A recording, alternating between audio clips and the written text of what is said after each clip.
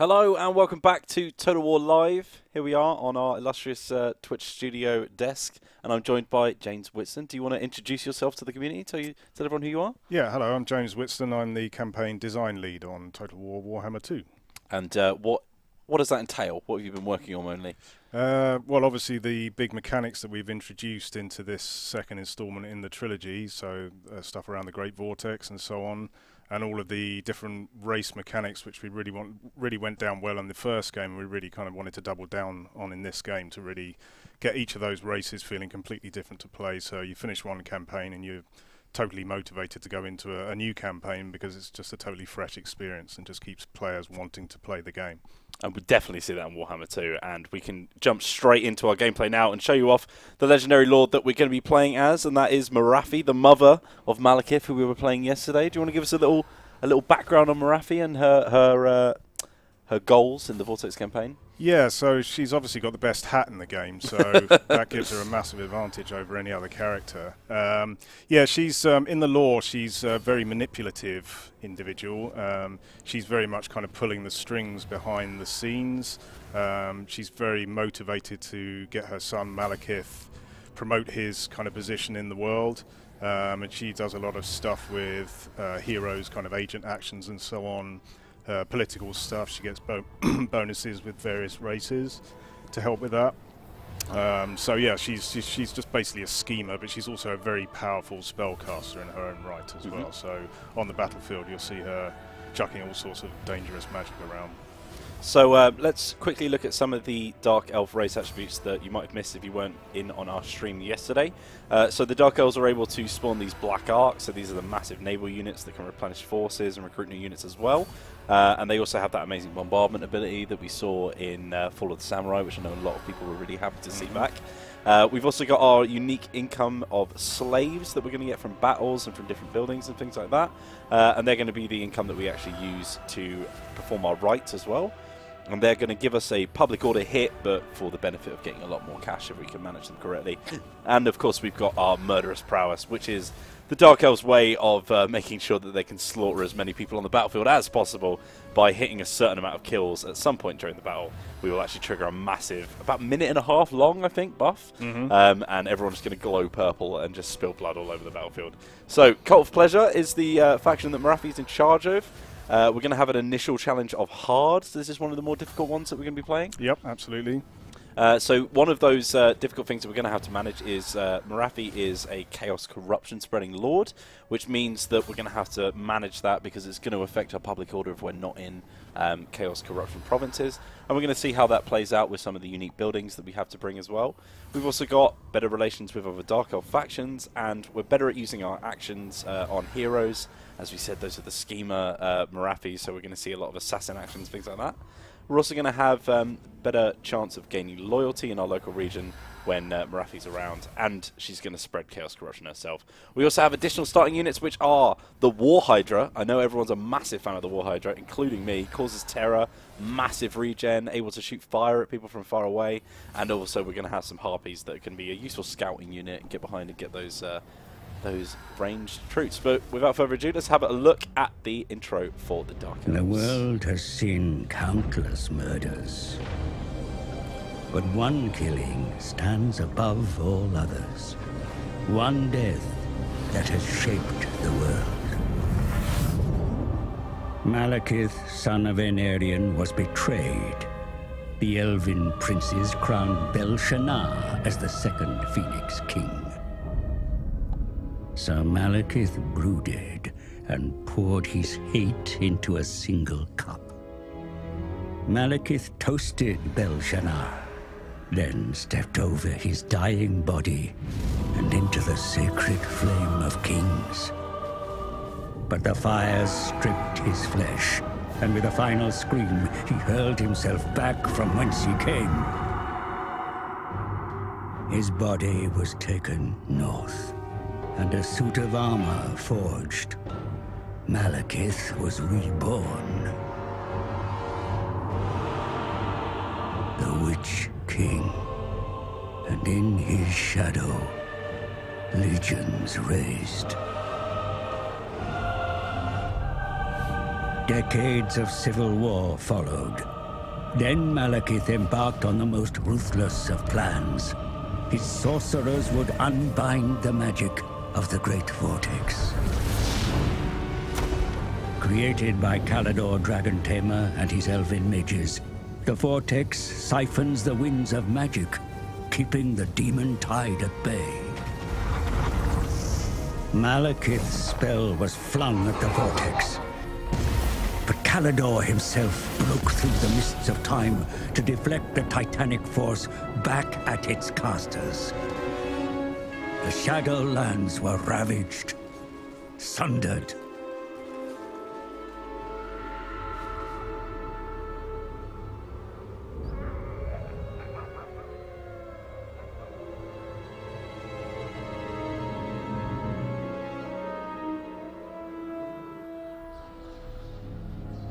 You live.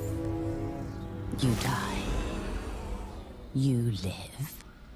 You die. Servants, you amuse me.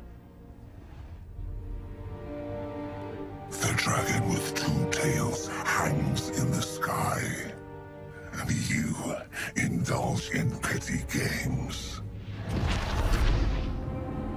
You summoned me, Your Highness. You bring this witch here. She's well versed in lore and prophecies. She will betray you, my son, as all have done. She's indebted to me. I have her soul.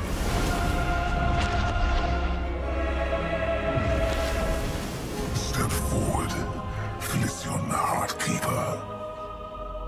The comet disrupts the vortex. Whilst it is weak, a prophecy can be fulfilled. Of a king who consumes the heart of Ulthuan. My son will take its power and our vengeance. Find the Oracle. She knows what to do. I am willing to serve, to earn my soul's release. All right, so there is the initial setup. You might have caught that, on the initial stream that we did yesterday for Malekith. But of course, we are playing as Morathi here, and we actually see kind of another side to Felicion when playing as Morathi. Felicion treated you a bit of disrespect at the start. Yeah. And is that intentional to try to sort of divide the two factions apart from each other? Yeah, very much so. I mean, it's in the nature of Dark Elves. They're constantly kind of backbiting each other, backstabbing each other. So nothing's relying on friendship or companionship or love, and that's exactly what's going on in that film there. So you can kind of see that although she seems to be, Felicion seems to be working to help Malekith, and that would seem to support Morathi's aims, actually Morathi's constantly keeping her eye on her, and you can see another side to her. And you can see in every mission you're issued, I noticed you let traitors steal what we need. I wonder, does your son know how you reign over such incompetence? Very, very catty, I would say. Very much so. Definitely trying to divide the two, and obviously with the sandbox element of Total War, you can play on that, make Morathi take over Malekith's plans instead, and get him into your faction instead. So this is the initial starting position that we have for the Dark Elves. Here we are in the ancient city of Quintex. I'm going to assume that's pronounced as. So we're producing just one of our scrolls of Hagati, which we need for our ritual.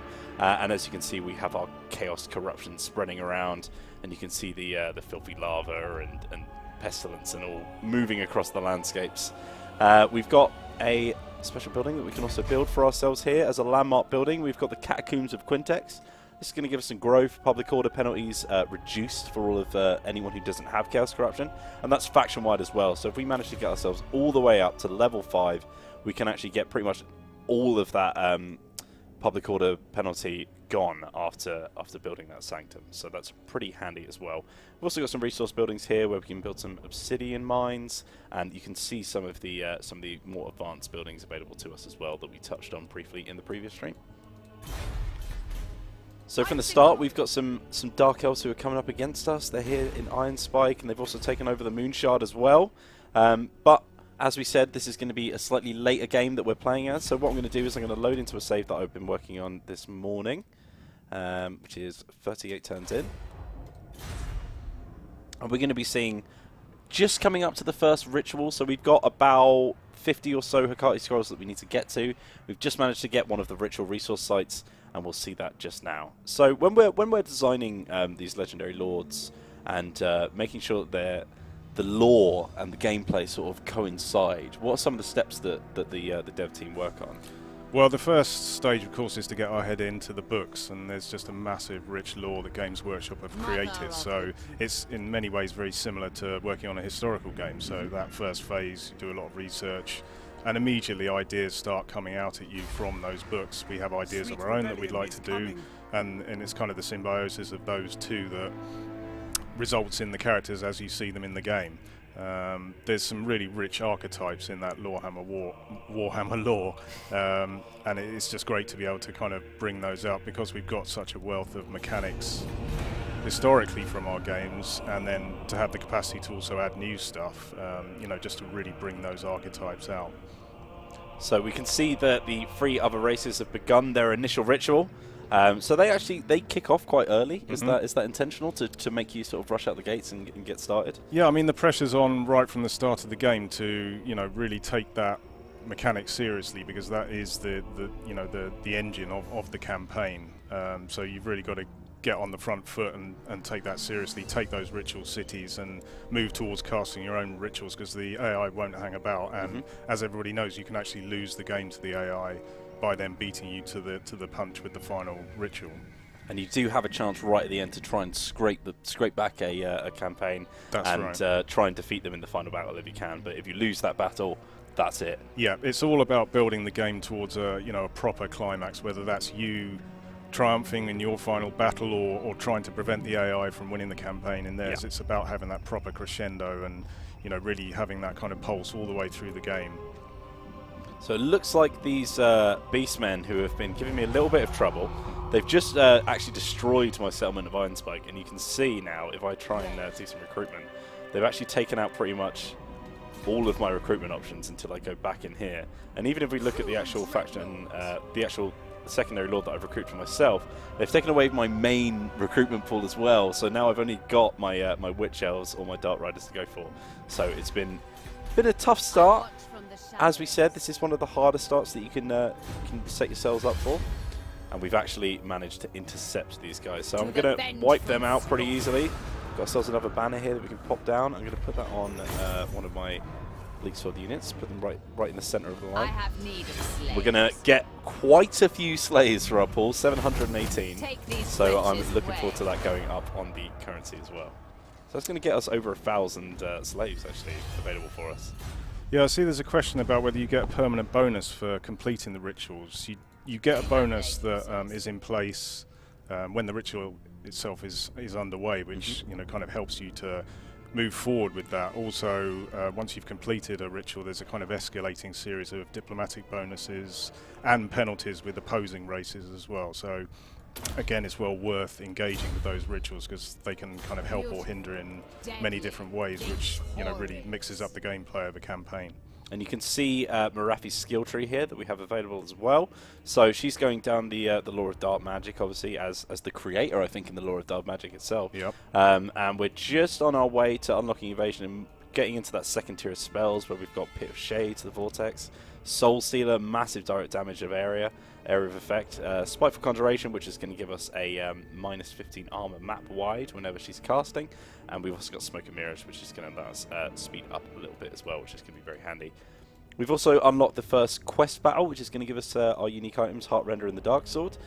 We've unlocked Sulafet, the Dark Pegasus, which is her legendary mount, and we've got these this little chain of spells here, which is very useful because it's actually unlocked us Blessed by Evil, which is going to have a massive amount of cost reduction on those spells, which means she actually has quite a few spells she can bring through to the battle. And I'm just going to grab Ward of Cain, which is going to give her a little bit of missile resistance as well, now that she's going up into the air. Just double tap these beastmen down here, just to make sure they don't come back. And as a horde faction, that should be the last of them.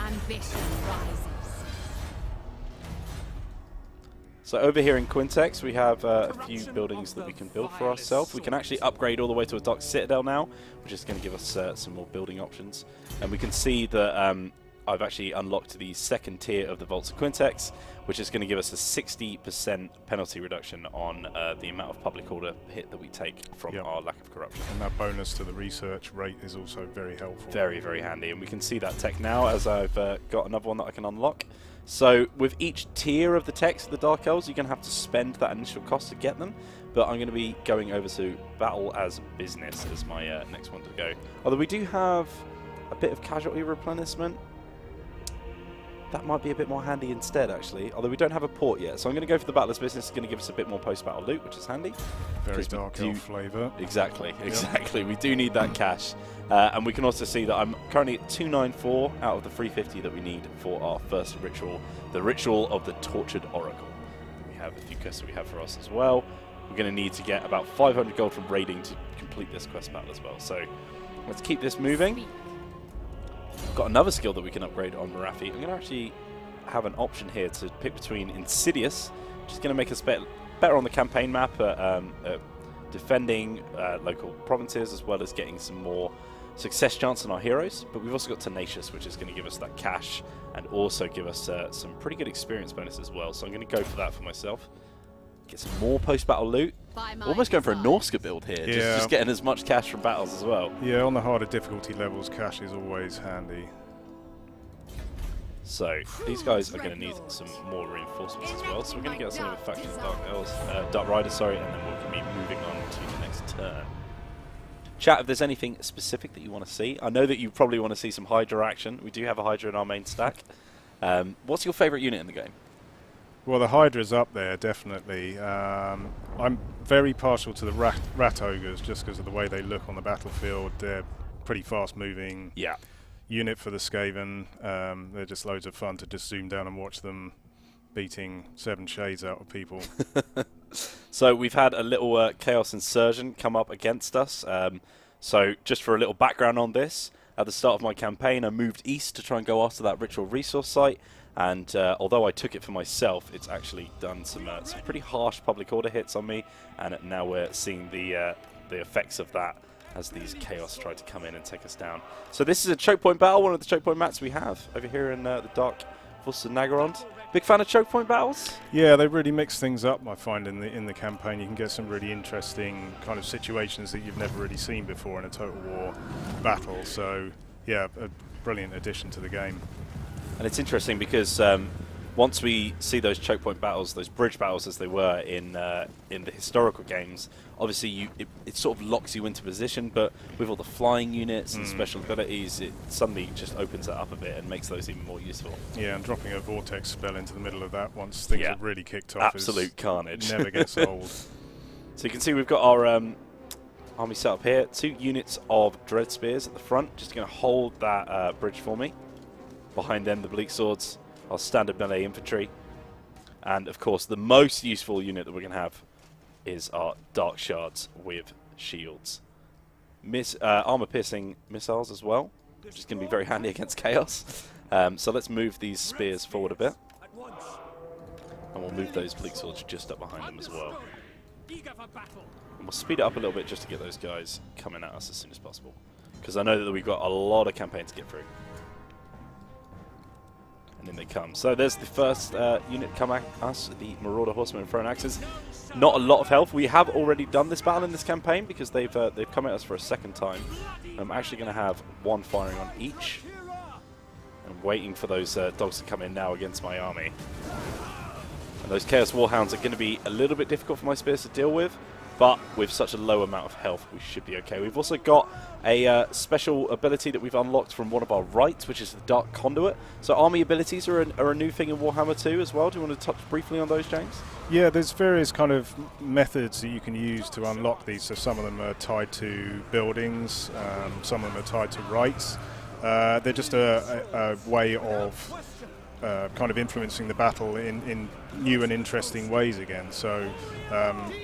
And you touched on the Black Arcs as well, so that's the method which we deliver the off-map bombardment from the Black Arcs as well. So as well as all your spells and your unit abilities and so on, you've got these to throw into the mix as well. So instantly, quite a lot of damage coming up against us. We've just managed to balance out the the balance of power over here. So it's looking like we might actually be able to take this home for us. Obviously, this choke point has been very useful. I feel like if we'd done this battle in a slightly different map, it would have definitely gone against us. But we've had some really favourable terrain for this one.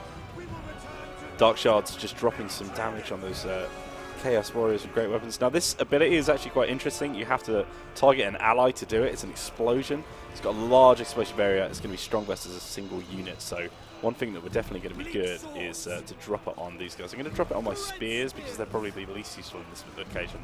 Hopefully, we can actually take quite a bit of damage on that Chaos Lord. Not a lot of armor-piercing damage, it seems, though, which is going to be difficult to deal with. Let's move these guys forward a bit. There's Chaos Trolls just trying to come back in. I just need to make sure that I manage these routing troops at the back.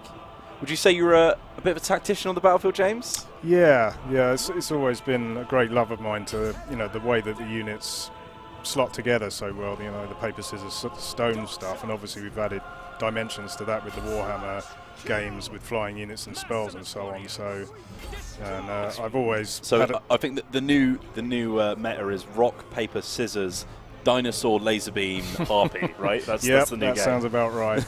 I've also always had an unhealthy interest in the kind of mopping up phase once the enemy's routed. That's when I really get down with the camera. That's where you get a bit sick and twisted. Yeah, exactly. Maximise those. It's alright, we do a lot of that on these streams. Don't worry about it. So it's all going off over here. They've got this horrible sort of greeny colour that they're wearing, these Chaos Lords. Maybe some Nurgle. Yeah. Just these ones on the side over here that we need to deal with now. And once we can drop that Lord, who is taking a lot of damage, he's just really tanking it out. But there goes Murderous Prowess, just dropping on our units now.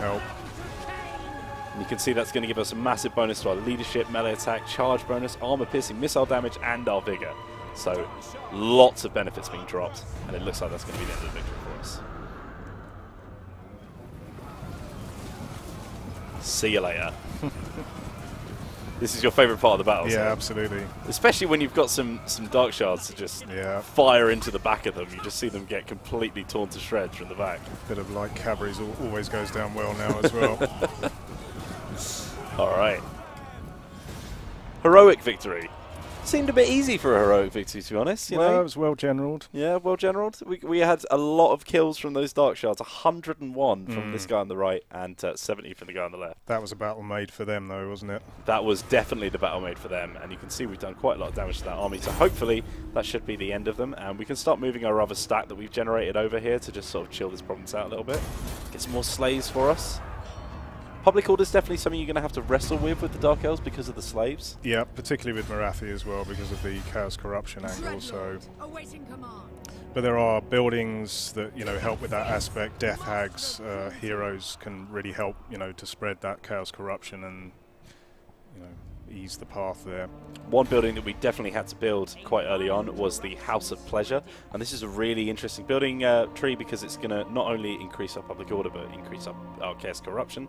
But as we get about a third of the way up, we're actually going to be able to unlock Death Hags and Witch Elves as some of our roster, which is really cool. Is that the first economic building that's given you troops to recruit? I believe so. Yes, I couldn't say for 100%, but I think so. Yeah. And we can just look at some of the rights that we have under our belt as well, just for anyone who missed yesterday's stream. The Sacrifice to Authority gives us some public order as well, and that's going to give us a chance to gain loyalty on our lords.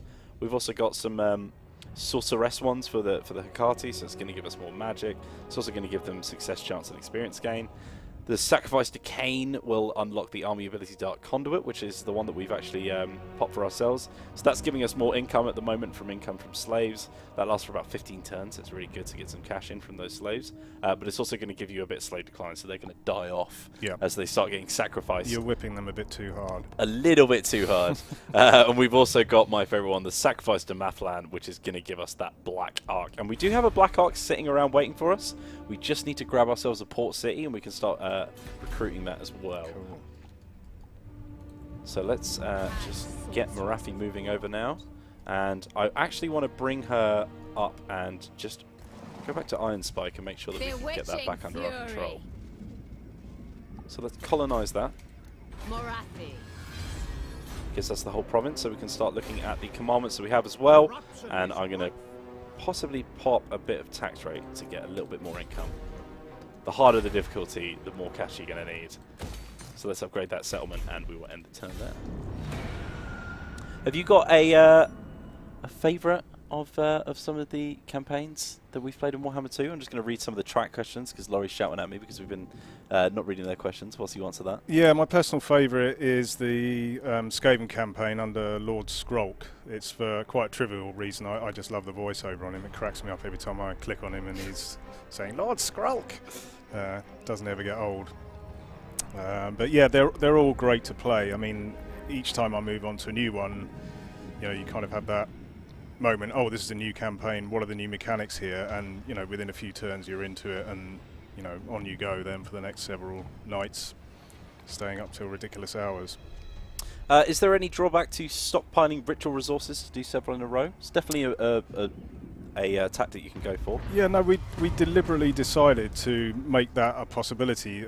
Again, it's a sandbox game, although we've added this mechanic to, you know, give some structure to the narrative and the gameplay within it. We didn't want to force players into an on-rails situation. We still wanted to allow them, you know, as much leeway to play it in the way they want to play it. So you can do them steadily as they become available, or you can save up and do them in a rush at the end. And of course, if you do them all in a row, then you're going to get a little bit tattered from all the armies that are coming against you. Yeah, also, I kind of slightly overcooked it in my tech list campaign at the moment, where I've saved them all to the end, and I've mistimed it, so I'm coming towards a point where Malekith, under the AI, is on the verge of actually beating me to that final final ritual. So yeah, there's a lot of judgment in there about, you know, how you go about that.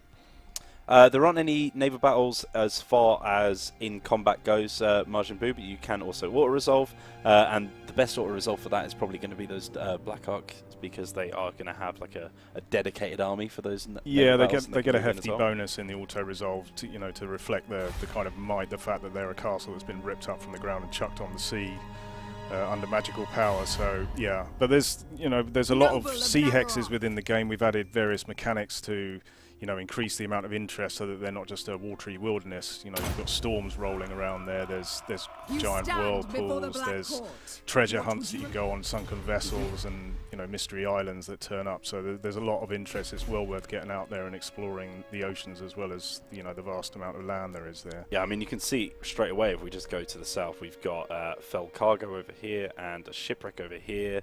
We've got storms going on, which will give you attrition.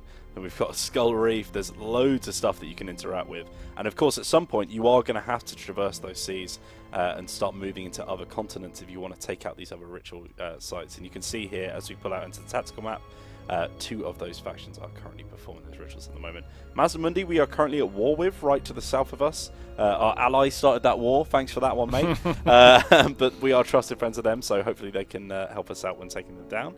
And we are actually going to be moving down here to the Mirror Pool of Tepok, because as you can see, it is another ritual resource site, so that's going to be really handy for us. And it means we can take it off one of our rivals as well.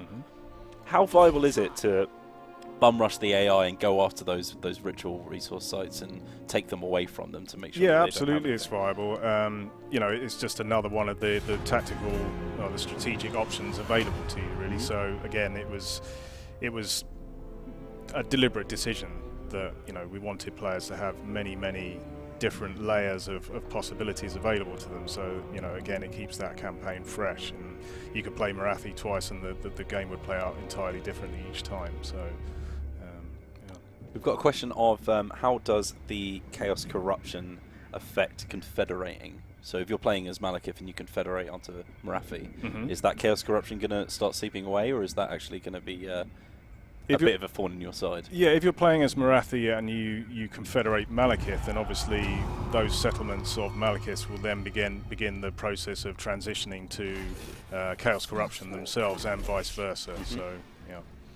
So lots to think about with the Dark Elves. It's definitely, see, we've had a sort of like a little nudge at people to go for the harder campaign here, because these 2 are the sort of closest place together, I'd say, for the co-op campaign. But of course, you have to be careful about working with each other because you're going to take attrition with that Malekith army if you're going into Morathi's lands too far. I mean, the advantage of the kind of structure of the geography of this map is there are different continents, so it's entirely viable for one to, you know, take out one continent and another one to thrive on another one. So that's a, you know, great tactic under those circumstances. Have you done much co-op campaign yet? I haven't had a chance to, you know, really dip into it. That's something that I'm going to really have a go on after launch. That's one of my favourite pop-ups of here. I don't think I ever saw this in Warhammer. It actually tells you when your ally is mobilising towards something. I don't know if that's just because my allies were not performing in the first game, or if that is a new feature. But that has always been handy in these playthroughs I've been doing. Yeah, we've done a lot of work to, you know, really try and keep players informed of what's going on in the game. There's a lot of kind of minutiae that often in the past would have gone over people's heads, and you know, it's just part of the ongoing task of, you know, really bringing that out so players can really get a feel for actually the scale of what's going on there. Yeah, and there is a sheer sense of scale. I love the fact that we can just zoom out now straight into that tactical map and see all of the territory before us. And that's going to be even more so once we get into that Mortal Empires map and you've got all of the Warhammer 1 territory to conquer as well. So you've been working on that at the moment, I think? You've just been, obviously we can't talk about it too much, but you've been dipping your toes into Mortal Empires at the moment? Yeah, we're definitely working away on that one in the background. So, you know, obviously the focus up until this point has been, you know, the Warhammer 2 game, but, you know, we've laid our plans in the background. You know, we've got a game laid down which we're actually playing at the moment, and it's about balancing and polishing, you know, the last few little details in that before we can let it out there into the wild. Are you looking forward to it? Yeah, definitely. I think everybody is. It's definitely going to be interesting. I'm going to grab an artisan's house over here just to give myself some more income in this turn. How does the corruption affect Morathi's faction? So Morathi has Chaos Corruption as part of their faction, which means that they actually require it to make sure that they don't get too many public order hits, or to make sure that their troops aren't taking attrition. Do they take attrition outside of Chaos Tainted? No, only in kind of desert attrition, undead attrition, that kind of thing. And we do have factions from the first game, you know, undead factions. There's the Vampire Coast, obviously, which is a big thing from the lore. So, you know, you will encounter these different types of attritions as you move around the map. We can see all of the factions that we have available to take for ourselves as well, that we're rolling through. And one of the nice things is when we launched Warhammer 1, obviously we just had those Warhammer 1 factions, so you only had the 4 that you started with, but because we've got all the history now of the first game, it means that we can have this like sheer amount of different armies coming at you, and you can see that in this ambusher over here. We've got some beastmen from Warhammer 1 coming at us already. So we've got a bit of raiding going on from one of our enemies, and it looks like they're actually the... Oh, that's actually the rebellion that we've had to deal with at the start. And I'm just moving Morathi up here now to try and deal with that. So if I just get her close, then we can just wipe this out. Start moving on with our campaign. Start conquesting north. We get that Temple of Adaroth. Now this is one of the climate systems that we're going to see in action here. So this is a slightly unpleasant climate. This is just one below the one that we want to go for. So we're going to take public order hits, construction cost hits, as well as our replenishment rate and all kinds of income from those buildings, which is going to be really difficult to deal with. But that's fine. First things first, let's get rid of this incursion here. Goodbye, Kuzu. Get some more slaves for us.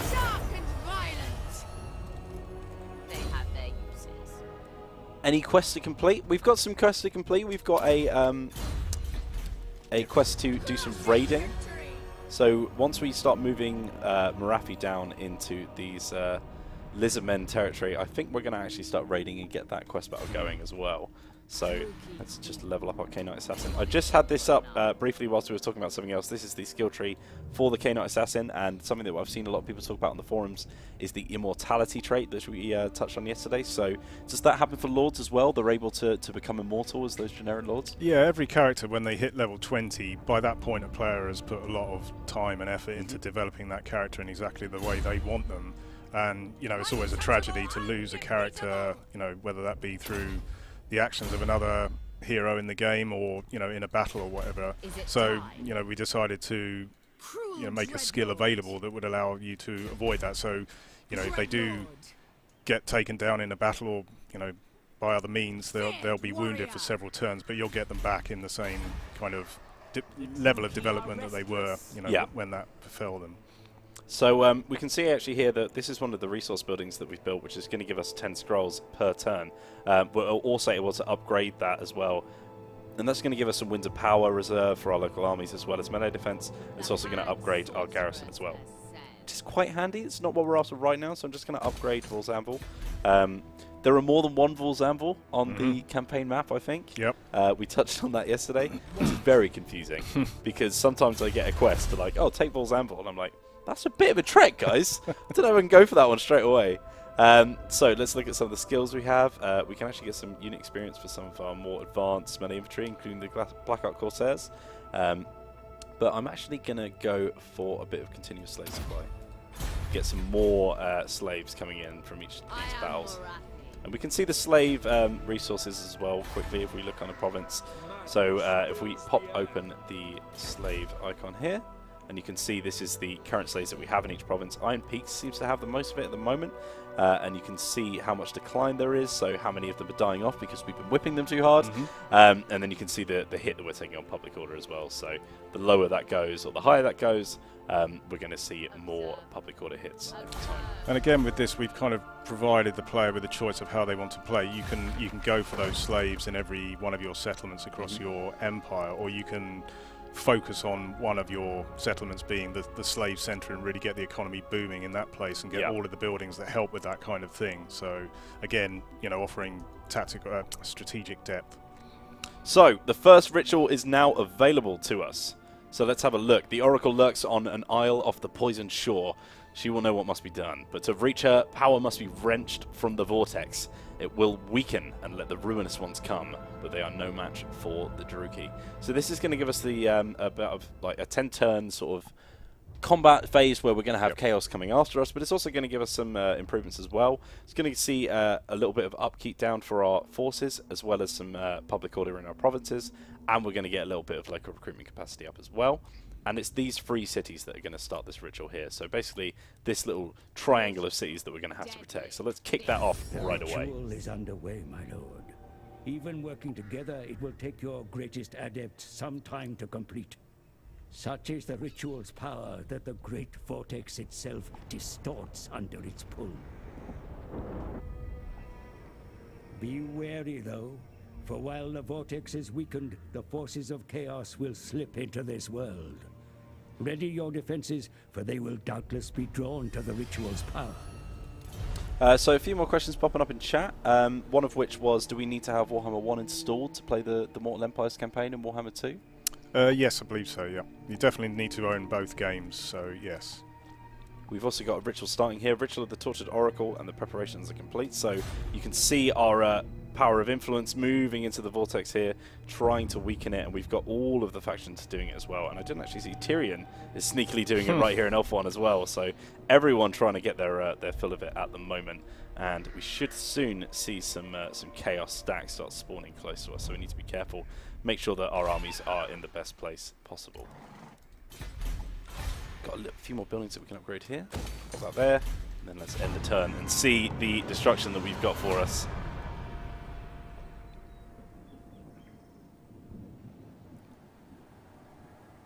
So, yeah, you do need to own both games, not have them installed. Sorry, my bad. That was the wrong question to ask there. But we also have a few more questions that I just missed, I think. One of which was, are we able to get both of the Legendary Lords in one faction? I think if you confederate the other faction which has the Legendary Lord, we should be able to do that as well. Yeah, definitely, that's a way to do it. So we can see that squad goals of Tyrion and Teclis coming together, yeah, or Skrulk and Queek if you manage to confederate together. And we've got ourselves a little trait, and Clan Moors have completed their ritual, which means that they're going to be pushing forward. And you do see a little bit of difference between each campaign on which person is getting ahead of the others. So I think in the previous one it was the High Elves who were rushing forward at the moment, but it looks like the Skaven are taking this one for themselves. Again, that was something we wanted to see, you know, a lot of variety in who your opponent's going to be, as dictated by their kind of ritual progress, and sometimes it stays very close between all 4 until a very late stage, so it keeps things really interesting. So we've also got a few more advanced military buildings available to us now at level 4. So we've got the Harpy Roost, which can upgrade into a Beastmaster Stables, which is going to give us that War Hydra. We've also got the Dread Mance, which is going to give us Cold One Knights, Cold One Chariots, and Blackguard and Agaron, so I'm definitely looking to buy that for myself. We've got the Sorceress's Abode, which is obviously going to give us the Sorceresses, and the K-Knight Assassin in the House of Assassins. And you can see as we go up to the top, those Hargonef Executioners, Cold One Dread Knights, and Black Dragon are also very, very tempting to go for as well. But I'm actually going to save up some money and go for those Blackguard and Nagarond, who are a very, very powerful unit. Also unlock the Sacrifice to Authority here, which is going to give us some public order. I don't need that right now because we're going to a little bit of that from the ritual. So I think what we're going to do is just move Morathi into a slightly more central position here, just to make sure that she can reach any army that she needs to. Then we should be able to soon. Just waiting for that to upgrade, then I can get some more military recruitment buildings over here in Hag Hall. Turn that. So yeah, you can stop your enemies from winning the race to the Vortex by defeating them, as Laurie's pointed out. So basically, once your AI opponents are going to get to that final battle, you have a chance to step in and to interrupt it. So you're going to see the other side of that final battle, which is quite cool. That's right. So, you know, we didn't want to totally lock players out from having any chance to intervene. You know, if their intervention armies haven't worked out for them or whatever. So you do have a chance to get involved in the AI's attempt to win the final battle and try and thwart them that way. So we can see over here these black and purple chaos stacks are coming after us. About 14, 15 each. So quite strong on their own, but very strong together. They're going to be difficult to go for. So what I'm going to do is move Morathi all the way to the ancient city of Quintex and make sure that she's holding that up.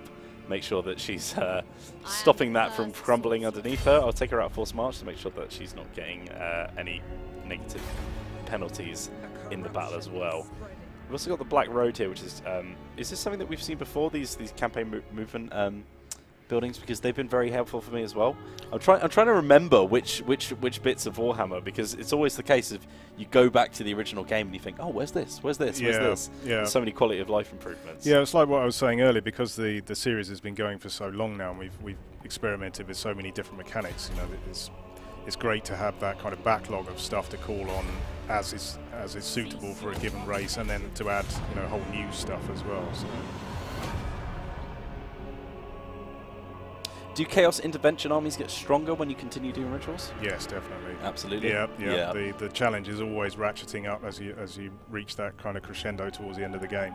So with 2 almost full Chaos stacks is the start of the difficulty scale. You can sort of get an idea for how mental it's going to get once you get to that 5th ritual. Yeah, definitely. It really mixes things up as you go through each of them. You can see that Revito has gone one of these multi-tier traits that we've been showing off as well. So now we actually tell you why you got your trait that's been given to you, which is handy, and you can also upgrade that to it further as well. So I think it's probably a bad idea to take these guys on my own just by like marching them in. So I'm going to wait for them to try and attack me. So these chaos stacks are quite aggressive. They'll always go for your settlement straight away, even if they look like they're going to lose the battle.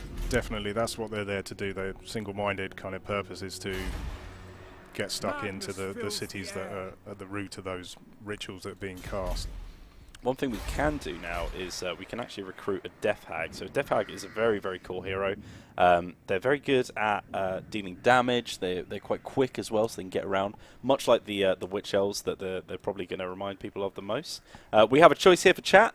We can either grab Alyssa, the Weapon Master, Jadis, the Strategist, or Hekagel, the Aggressive. So we're going to get charge bonus and weapon strength, 5% campaign movement range, or armor-piercing damage and melee attack. I know which one I like the most. Have you got a preference when looking at heroes? Do you like to go for a battle hero? Yeah, it depends what role I'm recruiting them for. So if they're going to join an army, then go for an army skill. Or if I'm going to have them as a pure kind of agent on the campaign map, then I will definitely wait for one that's got a juicy campaign skill. So if you're going to bung this one in the army, then Weapon Master's a goodie. Yeah, a lot of people asking for Alyssa, so we're going to grab her. She's looking very, very useful. And she's actually come in at level 3, which is very handy because we've got one of our abilities which is going to upgrade upgrade our Death Hags as they come in. Let's grab the Dance of Death and we can show you the skill tree that we have for these guys. Of course, they can be mounted on a Cauldron of Blood, which is an amazing mount. That huge statue at the top of Malekith looking very cool. And we can see all the way up to here. We can get some more speed, hit points, and all kinds of buff for us. And we've also sort of moved those blue skills into something a bit more legible, a bit more easy to manage, so you can just see exactly what kind of action you're upgrading when you're looking at that. Yeah, it's all about kind of, as I say, increasing the kind of visibility on what your options are across the board in the game. So, I'm actually going to shove her in my army, which means I'm going to have to get rid of one of my current ones. I've already got one hero in here. I've gone for Sabioth the K-Knight Assassin, which is, you actually spawn with this at the start of the campaign, which is very cool. So what I'm going to do is probably take out one of my spear units here. They're going to get shafted, and then we're going to shove this Death Hag right in there. But unfortunately, we are going to have to wait till next turn because she spawns in with no movement range, which is a bit annoying. But let's end the turn. Wait for this inevitable battle to come.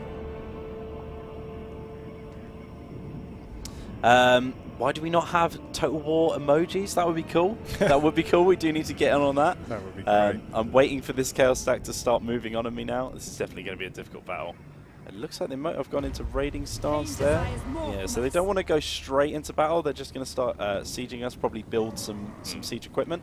So let's now move that Death Hag into the army. Ah, but of course she started the siege, which makes it even more difficult to get her in there because you cannot reinforce an army which already has in there. Let's look at some more chat. Rename Alyssa to Laurie. I don't know about that. I don't need two Lauries. One Laurie is enough. She also replenishes troops, which is very, very handy. So they also have their own little embed hero traits that she's going to do, and then you can see the constant local effect. And that still happens when they're in the army, right? That's right, yeah. So this guy, this hero actually spreads corruption, which when you're playing the Dark Elves with Marathi is very, very useful. Laurie saying oi in the chat there, not enjoying that comment. And let's get some more buildings going over here. So I'm going to grab our basic conscription halls so that I can start building this army up over here. We've got a bit of income coming in now, and you can see how much we're spending on armies already. But hopefully that's going to be enough, and I can wait for that. Let's look at the garrison that we have. So we have another Death Hag, so we don't have to worry about getting ours in there straight away. A Blackguard and Nagaron, probably one of the most powerful units in the game. Yep. Very good. 3 units of Blackguard Corsairs, 2 with handbows, and 2 Dark Shards with shields as well. So plenty of range, plenty of damage dealing that we've got here. Probably armor piercing we're missing out on the most, which is going to be difficult against the Chaos. How far have you got in your favourite campaign so far? Well, I've completed all of them. The one I'm playing at the moment I mentioned was Techless, so I'm very near to the end in that, but as I say, Malekith's ahead of me in that Vortex race, so it may not end well for me, that one. And you can see some of the amazing storm effects that we have in this region over here. And you can see all of this sea territory is actually going to take attrition if you're going through it, and they look amazing. One thing that we always see compliments on for the artists is the beautiful campaign maps that they managed. Yeah, they've really raised the bar again on this game. So it was great in the first game, but this is a whole new level. So let's move our secondary army over here so that we can start moving her closer and make sure that we want to get them involved. I'm seeing a lot of chat saying that they want me to sally out, though. We're not taking attrition right away, so I'm just going to grab my secondary army, just move her over, just to make sure that we've got a little bit more backup. And let's make sure that we are ready to take this fight on. Because if we do lose this, that's bad news. Yeah. It's very bad news. We're already behind. We don't need to lose this battle. Lots going on at the moment. A lot of people saying their army isn't in reinforcement range at the moment. But that wouldn't be a fair fight, would it? Although now they're completely out, so I mean they're just asking for this one, really. Revenge awaits. Do we want to fight this battle, chat? Do we want to watch this go on? Let's see what we got. This one's a little bit too much in our favour for me to normally go for it. Fight it? Yeah, I think we want to see some Chaos armies coming up against us. And we want to see the ancient city of Quintex, some of the beautiful battle maps that we have. And the Hydra. And the Hydra, of course. You can see that we've got our K-Knight Assassin with us there as well, and he has a very cool model. He reminds me of like some kind of like techno goth at a rave or something. Alright. So, here we are. Now, obviously, this is a minor settlement that we've started off in. Not a minor settlement, sorry, a major settlement, but we've sallied out, come up to this massive sort of like lava gorge over here that they're coming from, which looks very cool. Now, do we want to gamble to get a bit more magic, Jim? I always think 19's all right to start off with. You can get a couple of spells off once the cooldowns are done, and you can be saving up, you know, for the full pool. So I would stick with that personally, but I'll leave it up to you. Let's start deployment then. So our Bleak Swords at the front, as we said, they're not armor piercing, so then they're going to struggle with these Chaos Warriors over here. We can see they've got quite a few of them to pick from.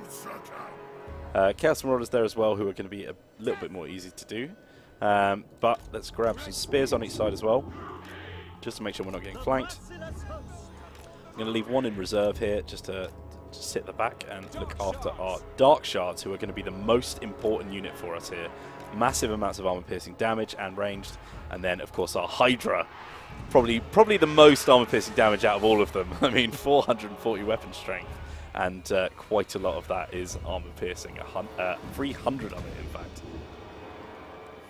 Let's get Morathi right in the center, and we'll get our K-Knight Assassin. I'm gonna keep him just sort of towards the flanks to make sure that he can pick his targets, because he's very good at taking down other characters, of course. That's right, yeah. And we can look at some of the stats on him as well. He's actually doing poison damage at the moment, and I think that was one of the skills that I picked for him. Let's leave that Hydra on the flank so he can just trounce through the entire line. And that breath weapon in from the flank, always smart. I'll leave my Hydras in another group, just so I can scout out with them. Just leave them on the sides, see what's going on. And then I think we're ready to roll.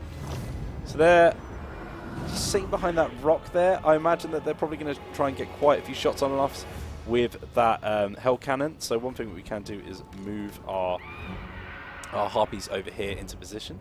We've got our reinforcements turning up on the side here as well. And we've got a little bit more armor piercing there with the Blackguard of Nagaran. So let's move these guys forward. So these guys are actually being led by a hero. This is a new thing that we have in Warhammer 2. Our garrisons can actually have your hero units in there. And Death Hag looking very cool, leading the charge. Can't wait to get in there. Really good hat. Love the hat. There's some great hats in the Dark Elves. I'm going to shove these guys in a separate group of their own. Let's move them forward. So those Harpies already getting involved with some of the other units over here. Those Marauder Horsemen are actually probably going to be an easy target for us. And they're also a very annoying unit, so I want to make sure that I can get rid of them as quick as possible. And then we're going to move slightly more forward just so that I can get some of these armor-piercing rounds off. And that Hydra is going to go straight for those Chaos Marauders, because that is going to be easy to take on. Let's bring out our Harpies here, because they've actually got some more Horsemen, some more Chaos Marauders, sorry, coming up to back them up. You see the Hydra in there doing a lot of destruction. Probably one of my favorite models of Warhammer 2. The animations are amazing, the way that they just weave around. So Morathi over here on her Pegasus. We'll start dropping some spells, and one thing that I'm definitely going to do once we get more into combat, actually we're pretty high in there, I'm going to drop Soul Blight, which is going to drop the armor and weapon damage of all of the people in this massive area of effect, which is going to be very, very useful. We've also got our little army ability there that we can still use, and we've got a hero here, so I've saved my assassin over here to start coming over and targeting that Chaos Lord.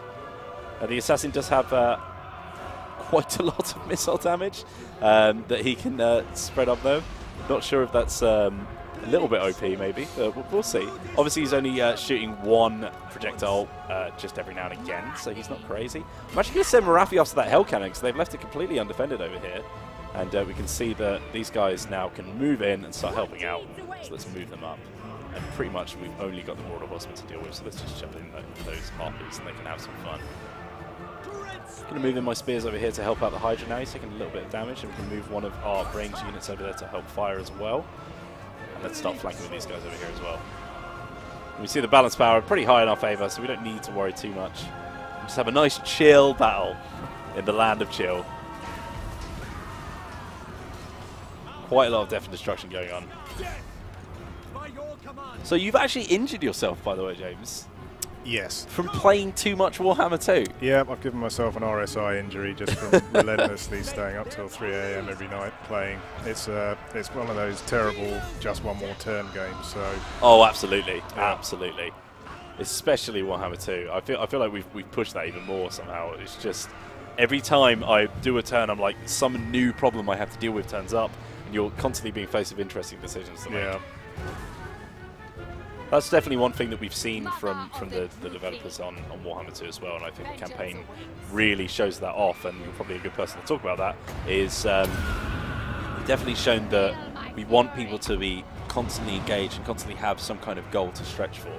Because with Warhammer 1, obviously, if you've only got the just sort of that painting the map that you get from the classic Total War, sometimes people can just sort of be sort of like, you know, oh well, I could do this, or I could just move on to a new campaign. Yeah. But you feel really sort of like engaged at all moments with your campaigns with Warhammer 2, I think. Yeah, we felt that, you know, traditionally Total War has done a great job of providing short-term and medium-term goals, and plenty of them, a wide variety. But you know, the long-term stuff perhaps wasn't quite as focused, so you know, the whole Vortex mechanic was a big part of that, and the narrative really drives that as well, so to, you know, engage players and make them want to get stuck into that. So it's about, you know, the fun is in keeping all of those various plates spinning at the same time, short, medium, long-term goals, and, and you know, choosing which ones you want to really focus on, choosing which ones are perhaps not quite as important to you, so you know, you can choose the kind of campaign you want to play. All right, pretty easy battle there, decisive victory. Let's look at some more chat questions. Can you play as old world races in the multiplayer battles? You will be able to eventually. I'm not sure if we're doing it from launch or not. We'll be talking about that at some point in the near future, I think. Why aren't I using my reinforcements? It was too easy. Yeah, too easy. You had that. Wanted to make sure it was entertaining. Now, I'm actually going to get some unit experience on these guys. Level them up, make sure they're ready for the next battle. It's always nice to collect the extra little bonus slaves there as well on that option. It's definitely nice, but we do have quite a lot of slaves. How many slaves would you say is too many slaves? At what point does it become unmanageable? I don't think Dark Elves can count that high. They're too busy doing other stuff. Right, we've actually got some other skills that we've unlocked from unlocking Tenacious. So we've got Ritual of Blood, which is going to give us more experience per turn, as well as ward saves and casualty replenishment. We've also got Grotesque Sacrifices, which is very, very much a chaos one, giving us some corruption, as well as indigestion provinces, and also item drop chance. And we've got Absolute Devotion, which gives us minus 30% upkeep for all units and minus 50% attrition. So I'm going to grab that one because that's a very, very powerful skill.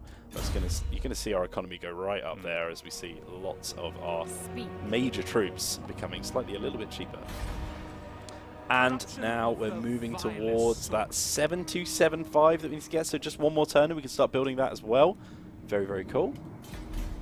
And we've got lots. You're never torturing enough, says Cat of TP. That is the way of thinking, the Dark Elf way of thinking. We can also upgrade an assassin over here. I think I'm gonna grab a little bit of ammunition again, just so I can still keep using him as just a sniper. Yeah. And we're going to move Marathi out over here to take on this other first. So let's just move in our reinforcements and then go on to the second army. I must always be ready. Now this is a bit more even. This is definitely a much more interesting battle. So once again, we're going to be relying on those Dark Shards quite heavily to do that armor-piercing damage. We need to take out that Hell Cannon pretty early. And obviously the Chaos Lord is going to be a thorn because they're so tough. They are tanky. They're really tough to take down. And you can see just how expensive they are in the multiplayer as well. So it looks like they're setting up here in the corner, getting themselves a nice hill advantage, which makes sense with their artillery. We're going to have some cav come in right behind them, which is going to be really handy. So we're definitely going to want to move through that forest. So let's set up our formation here. What time are we on, actually? Just want to make sure that we know how much we've got. So probably about an hour left at the moment. So plenty to do. Hopefully we can complete that ritual. Let's move our Dread Spears on each side here. Shove these guys in group one. And I think we're going for a pretty similar setup that we had for the last one, because we want to keep that standard line. Obviously these are still the sort of like kind of your basic troops here. Yep. and more importantly, get that Hydra involved. Now, he's taken a little bit of damage, so hopefully that regen kicks in straight away at the start.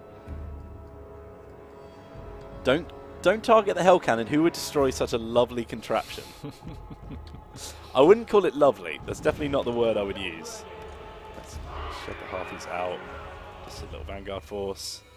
And then we should be good to go. I think now it's time to gamble, Yeah, right? I agree with you. Now it's time to gamble. You know what's going to happen. It's going to be red. Oh. Yeah. You Only jinxed it, Jim. You jinxed it. I don't rate that. All right. Right, let's get these guys moving up. So we're moving through the forest, so we won't be taking quite as much range damage from the Hell Cannon, which is very handy. And instantly they're thinking about moving their position now that these reinforcements have come in. So those Marauder Horsemen we don't have to really worry about, but I don't want to take too much range damage, so let's make sure they don't get straight involved. They've got a slightly smaller range that they can start firing from. Hopefully they start moving away from that Hell Cannon, just making it a bit more easier to target.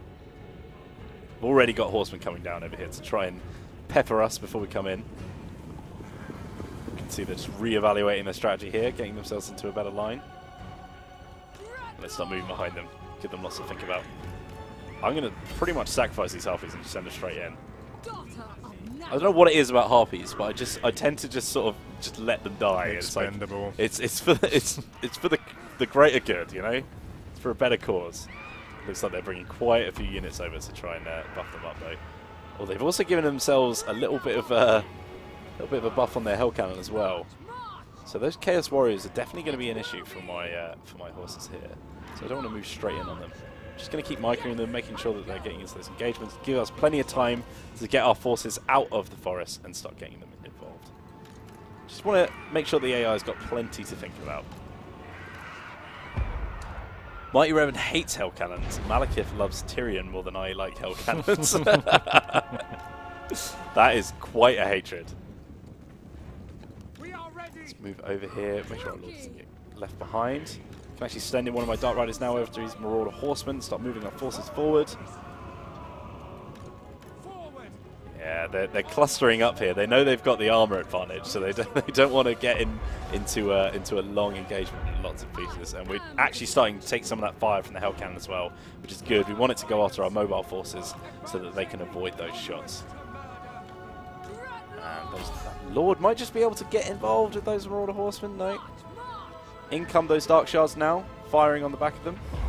Let's bring our Lord out, start moving these forces as well, just to make sure the Hell Cannons are firing us. And with Morathi, we might be able to actually just start dropping a little direct damage on him as well, just to make sure that he's dealt with. You've got that army ability as well when your Harpies are near death. That's true. We could just drop our Harpies in and just explode them. Here comes Morathi. So I'm actually gonna I'm gonna wait till we get into the proper engagement. But I'm gonna be dropping that at some point very soon. These guys around, and now we can start moving up our Dark Shards as well, because we definitely want to get them involved.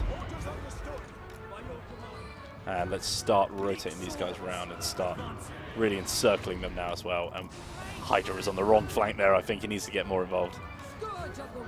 So these guys are just taking a little bit of damage from these Chaos Warriors, so I'm going to bring them out. That Lord really should be on horseback if she wants to be in the Vanguard deployment force. Let's move up. Now we can start getting those rear charges in, so let's get them right on the flank, ready to go. And our Lord is kind of just sort of like kiting them at the moment. He's very, very handy. And we can start moving our Assassin over to take out this Chaos Lord here. And let's get everyone involved with them now, because we are taking a lot of Hell Cannon fire now. So I'm going to bring in my one of my cavalry units over here to just go after that Hell Cannon in the back. Let's keep kiting these Chaos Warriors over here, make sure they're not firing on our main force. And I think that Hell Cannon is actually going to be fine, to be honest. It's taken so much damage from the Dart Shards at the back. Start shifting my target over to those Chaos Warriors on that side. And then we've also got some over here with those Chaos Marauders with great weapons who are going to be a little bit easier to take down. Got my Canine Assassin firing on that Chaos Lord still. And I'm going to get Morathi now to start dropping these debuffs. So let's drop it on that little thing here and get that encirclement going. Just going to get Morathi to come over and start helping out as well with a little bit of leadership bonus.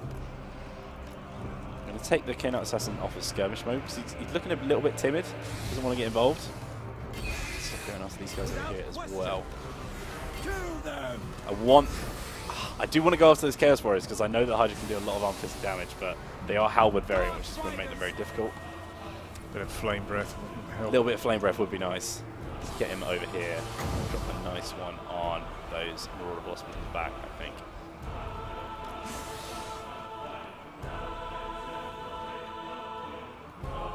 That Murderous Prowess dropping, giving us a nice buff. Now that force has been dealt with over here, we can start moving in to encircle the other side here. We should be able to drop another one of these here. It's going to give us another buff for us. I'm just going to drop that on Morathi herself just to give her a little bit of recharge unit. Oops.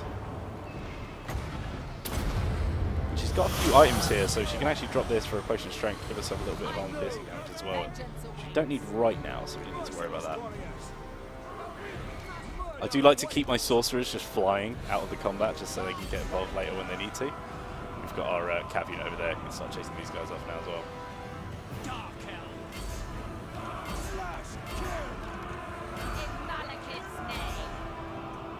Let's get those Dark Shards firing on those Marauder Horsemen because they've been a bit of a pain for me. Move these guys up so they're in a better position as well. They want to see some breath abilities, I think. Let's get this guy involved. It's a nice juicy target right here. Right where our Lord is. Oh yeah.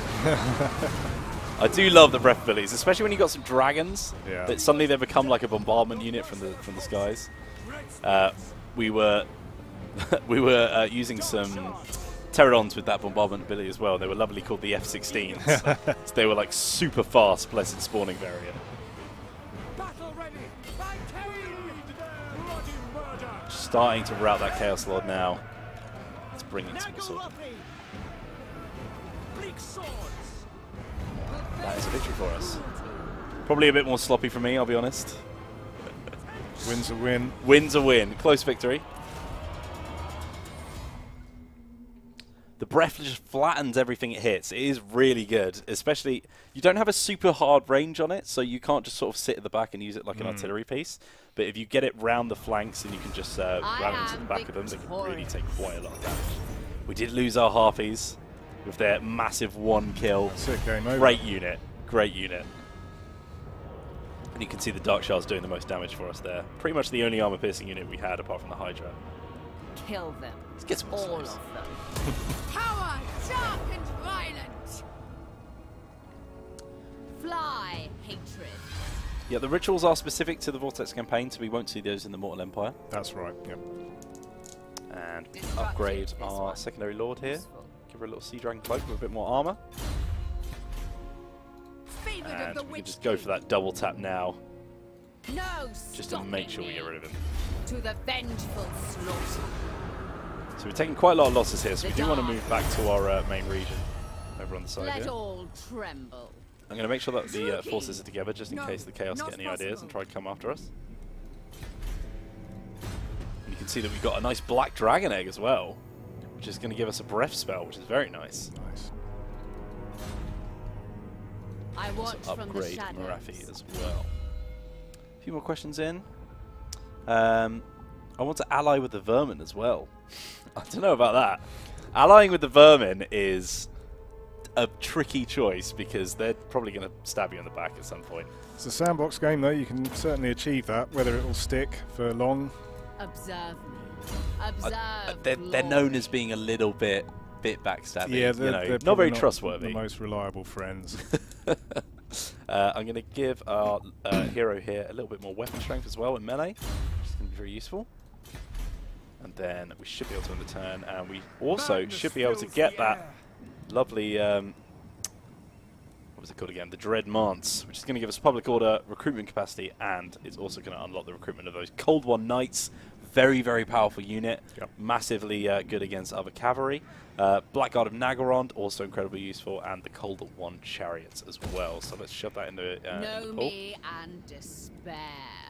We can also grab ourselves maybe a little bit of shade action as well. The shades are very cool. Yeah, I probably want to put that in one of my smaller settlements though, so let's shove that in Iron Spike. You got a favourite infantry unit in the game, James? Well, those Blackguard are absolutely nails. So they're pretty high up there. Let me think what else. I like some of the kind of more zany Skaven ones, so the Poison Wind, Globadiers, that kind of thing. They really kind of mix the battle up when they start raining those things in. So, yeah, that kind of thing. I think for in general, like my general favourite unit in the whole game is probably the Doomwheel. Yes. Because not only does it have my name in it, but it's also just mad. Yeah. If you micro it, it can do so much damage as well. It really rewards zooming down the camera onto that one. Yeah, as well. absolutely. We had a few guys on Reddit saying that the guy pumping at the back must be so built.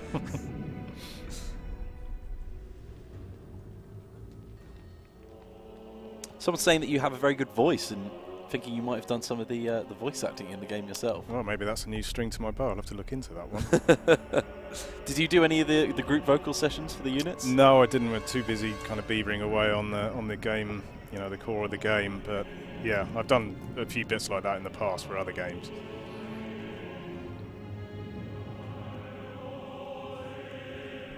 Can we get special mounts from rare loot drops? I don't think so. They're usually the mounts are unlocked from your skill tree, so you won't get those from the loot drops that you get because it's not technically a piece of loot.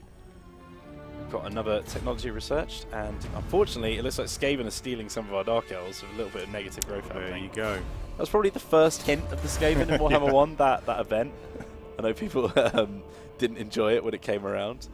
We can actually upgrade to the next tier of technology as well. I watch from the shadows. So now we can start moving our forces in and start taking that chaos stack off of our city. For glory. And make sure that we've got this ritual in the Marathi bag. commands you. Fight. There we go. New toys. Someone's saying that Marathi's voice is a bit like a sort of Disney villain, but I actually kind of love that about her. She very much is a Disney villain. Yeah. She reminds me of Ursula from, is it Little Mermaid? That's it. Yeah, she's got that classic like action hero, action villain sort of thing.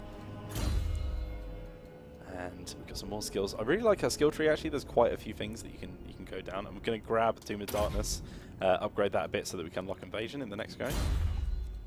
And also upgrade some of our buildings here as well. Let's grab Iron Spike level 3, and then we can move on to getting a little bit more infrastructure as well, so we can get some artisan houses to get a little bit more income coming in. A few different economy options for the Dark Elves. They've got a few different routes that they can go down. Obviously, the slave one being one of them, but you can completely avoid slaves with this playthrough. Yeah, totally. As we saw on the screen earlier, you can totally turn off the option for slaves to come into individual cities. So you can totally bar that. If you've got a public order problem or whatever, you can stop them from coming in. So, and like I say, you can go for the two different strategies. You can go for an empire-wide slaves everywhere approach, or you can really focus on one place being your centre of slavery. Yeah.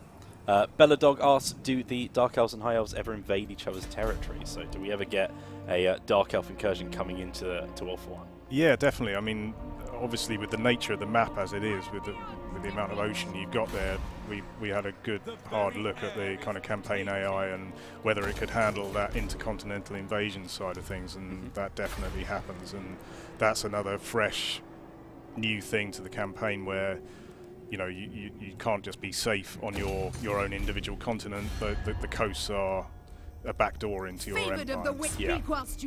And one thing I did see from Matt, who sits next to me, has got a sort of a test, because we did actually up the aggressiveness a little bit in some of the AI just recently, in our most recent build, just to make sure that they're coming after you a bit more. And all of this northern tip of Alpha 1 was taken by Norscan factions, which was amazing. So they were just taking Alpha 1 for themselves, and you do see some of those like crazy stories happening with the AI moving into provinces that you would never see them before, really.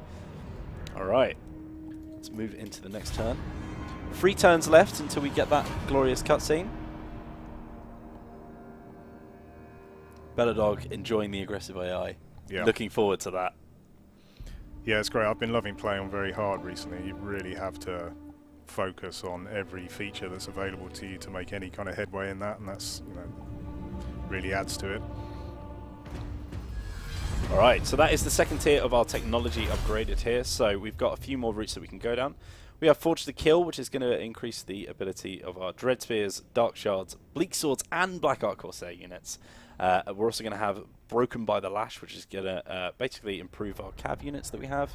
And then also Tempered and Blood, which is going to give us income from slave pens, which is something that I definitely want to get that economy going and going. We're now making 3.2 grand a turn, so we're getting a bit more to the point where we want to be spending that income maybe on a new army, maybe moving southerly perhaps to take off some of these ritual sites that we've got here.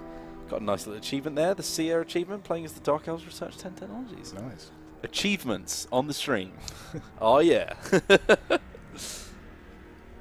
Have you maxed out the achievements yet, James? If you've broken your wrist playing, surely you must have gotten to the point where you've maxed out the achievements. I'm not much of an achievements junkie, so I don't go looking for them, but there are quite a few in there, so they will drop for you fairly regularly. And we're also going to give you guys a chance to play us on the day after launch. If you want to grab your Beat the Devs achievement, then you have plenty of opportunity. We're going to do some free-for-all on the stream. And we'll probably get you in, James, maybe? Yeah, well, I'm a sitting duck at the moment, so you can get that one against me, no problem. We can do it that way, so you can just, do it like that. Fighting Southpaw. We're going to upgrade to Guild Halls, give us some even more income, lots of income going on. And now that Marathi is looking back to full strength, let's get some more units. And I'm actually going to get some Witch Elves, because they are cool. They are very, very cool. They do a lot of damage. Definitely want them involved. And I'm just going to move my secondary lord back over to the eastern provinces, because I know that public order is going to be a bit of an issue over there. Already losing one on there, and you can see we're losing 5 a turn on the Ice Rock Gorge, so I'll probably move her up to that at the moment. And then as we end that turn, once we get those Dark Elves, those Witch Elves, sorry, in the squad, we're going to start moving south and start taking on some of those lizard men. Just check the time. About 1/4 past. Whelan's Wheels, Mike's new custom shop. I'm opening up a new garage. Nice. Gun Monkey is going to attempt to try and break his wrist playing Marathi. We can't recommend that. No. We would say probably don't do that. And we've also discovered a cheeky ambusher coming from one of our enemies all the way up there, so we don't need to worry about that too much. Basically, our ally here is just expanding. They don't care about rituals. They're a minor faction. They are just going classic Total War and just spreading themselves across the map. I am kind of worried about Mazdamundi. I know that he's very strong. I think we've got him over here, actually. No, this is one of his secondary slan. We've got a massive Lord Mazdamundi full stack in there, which we're going to have to deal with at some point. So that's going to be tricky. And we'll just end the turn once more, just to make sure that we get those units in our stack, and we'll start moving south. Put the Death Hag in Marathi's army. I know. I left one slot. Don't worry.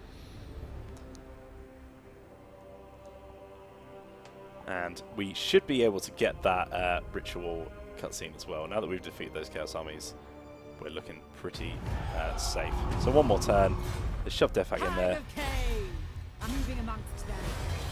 And let's move south to the lands of the Lizardmen.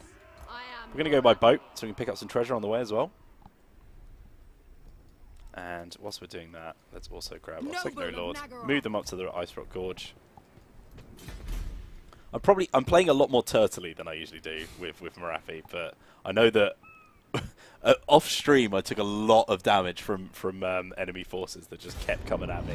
I think I had Beastmen incursions, Chaos incursions. I had Dark Elves from the north and the south both trying to kill me, and my ally was too busy dealing with the Lizardmen to help out. So I took a lot of damage at the start. I'm just sort of recuperating at the moment, but we're gonna start doing some damage of our own now. And as we end this turn, we're gonna start seeing that ritual cutscene as well, which is gonna be very good. Here we go. The ritual cast, and magic bound within the scrolls of Hecate was unleashed, lighting the dark skies of Nagaroth. The sorceress Felicion was joined by a murderer, one that hunted in the shadows. They looked upon the island across Poison Shore and waited, Approaching the island was all but impossible.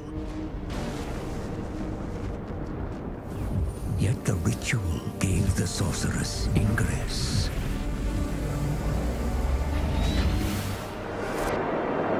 Felicion bargained with the Oracle. In exchange for her freedom, the Medusa bade the sorceress to look in the mirror. At the heart of hated Ulthuan, the Vortex was vulnerable. If the Witch King wished to step into the maelstrom and bathe in its power, then his body would need to be ready. A drink from a cursed goblet was required, filled with the life force of 5 victims. The rituals would reveal the prey that the sorceress and her assassin must hunt. An irony that the Oracle was blind to her own fate.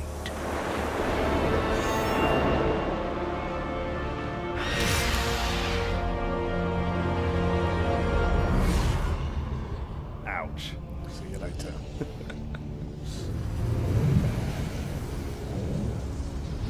4 more rituals, 4 more sacrifices needed to fill the goblet. Then the Witch King may drink and be ready to enter the Vortex. More of Hecate's scrolls must be found.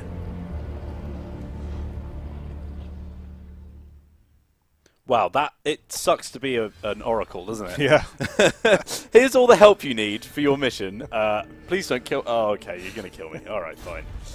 So we've actually grabbed ourselves a new mission. We get to recruit a new lord. We don't need to do that right now, so let's start moving on. But we have another chapter objective issues, and that is to complete the following ritual, the Ritual of the Hated Foe. And these are going to get exponentially harder to get those resources, so we've gone from 350 all the way up to 1060, and you can see the next one is 2040, so quite a big gap in between them. And then you can see, once again, that last one is going to take quite a lot to complete, 5,000. So plenty of time to go before we get there. But we've completed that ritual. We upgrade our assassin as well, just after he's murdered that Medusa, which is great. That was worth some XP. Going to give him the Shroud of Darkness, which is going to give him a massive loss to his vigor reduction, and it's also going to give him Vanguard deployment as well, which is really handy. Really cool skills on these heroes. So we need to be careful about this coral reef here that we're going to have to move through at some point. It's a strait, sorry. It's going to give us a bit of attrition as the ship's going to take a bit of damage. And you can hear some of the more beautiful evil music coming through as well. Good stuff. Cruel dreadlords. So we can move with noble purpose. back into standard recruitment. That's going to sort out our a little bit of our public order. But what we're actually going to have to do now is move towards getting some of these cultist gatherings. So these are actually going to upgrade our public order. And as I said before, as we go up to the 3rd tier, we actually get Death Hags and Witch Elves. And you can get a pretty nasty murder bowl with a lot of Death Hags and Witch Elves working together on the battle map as well. Let's upgrade that as well, and we'll move into the next turn.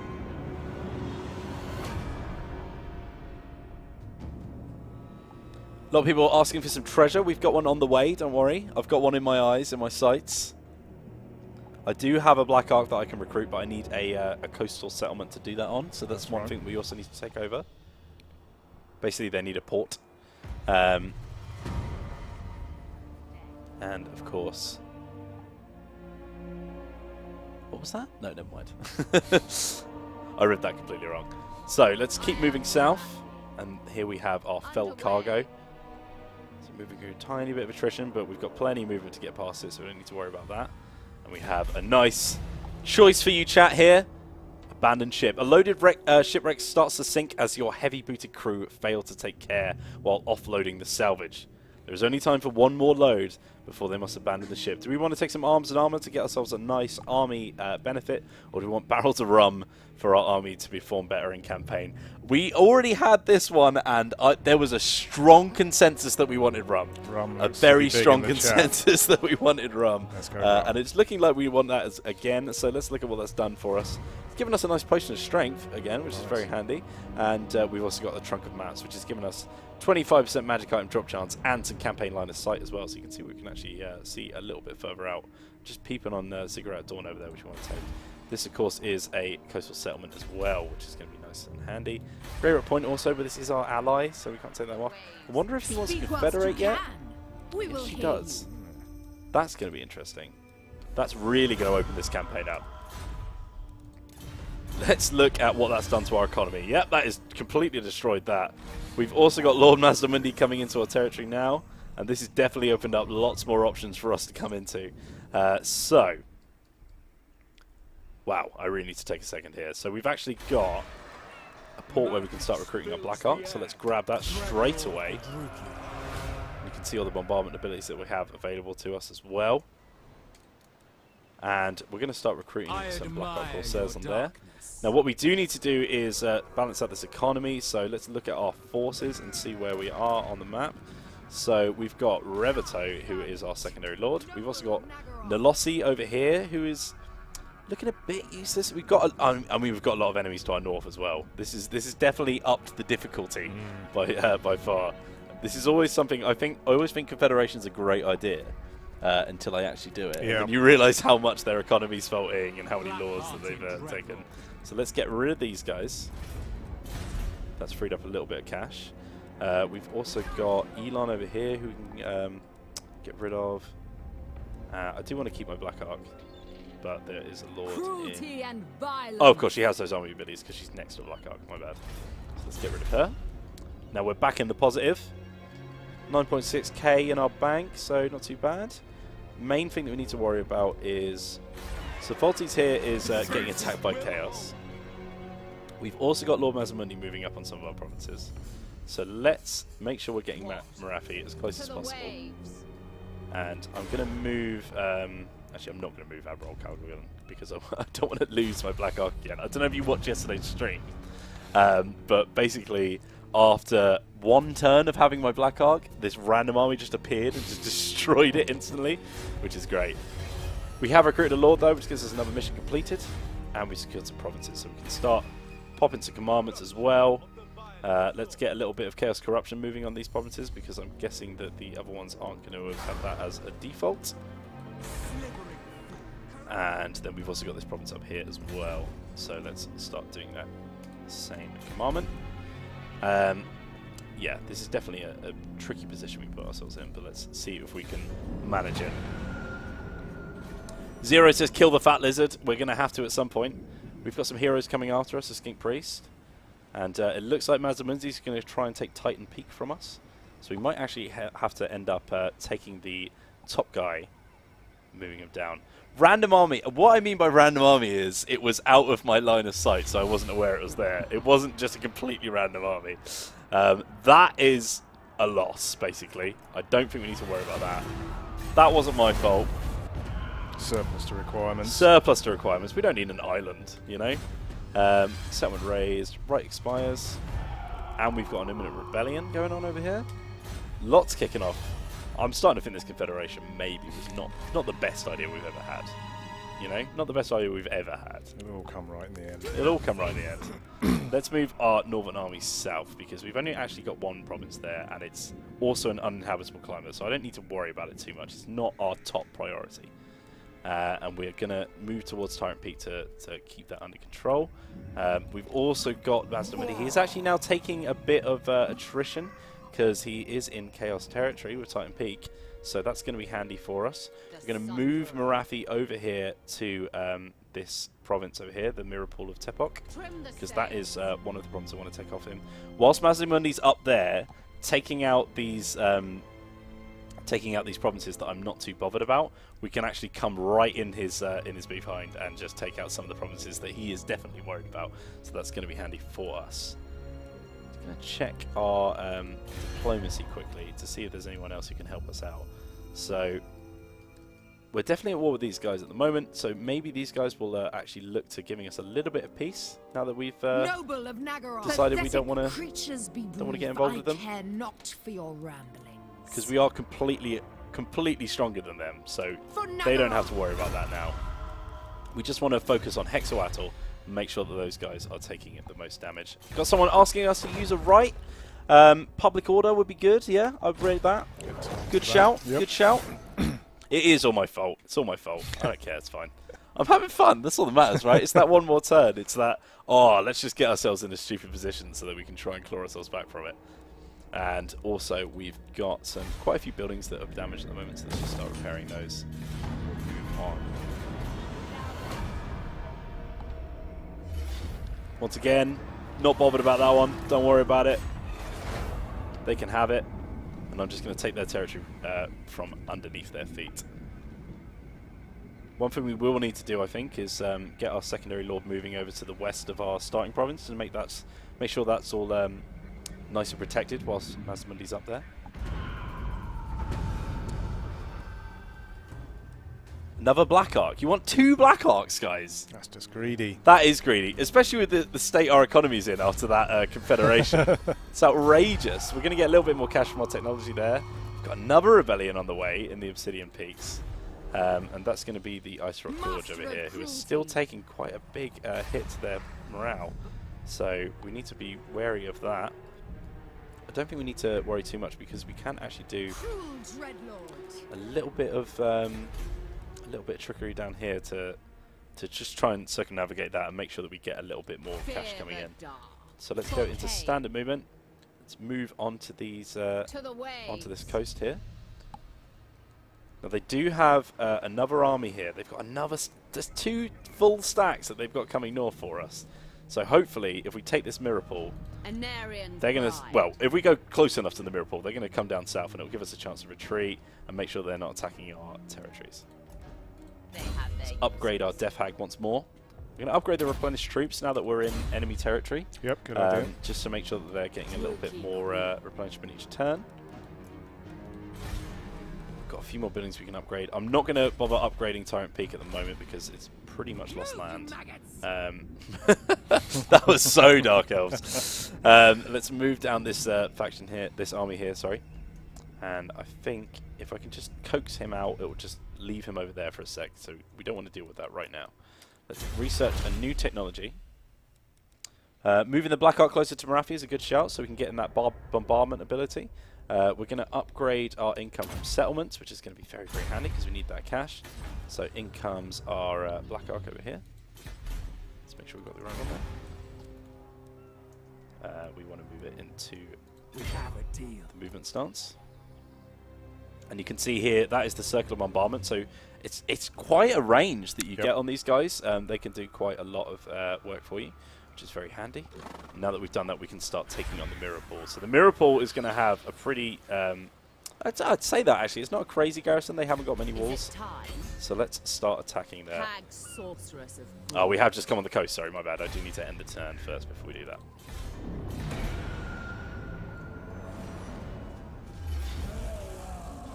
Alright, now this is an actual battle. So they've moved their second force over to try and get some reinforcements in. They're actually not getting a whole lot of reinforcements from their second army there, which I think is coming from the cities. So let's give this one a go. We're going to have those bombardment abilities to help us out.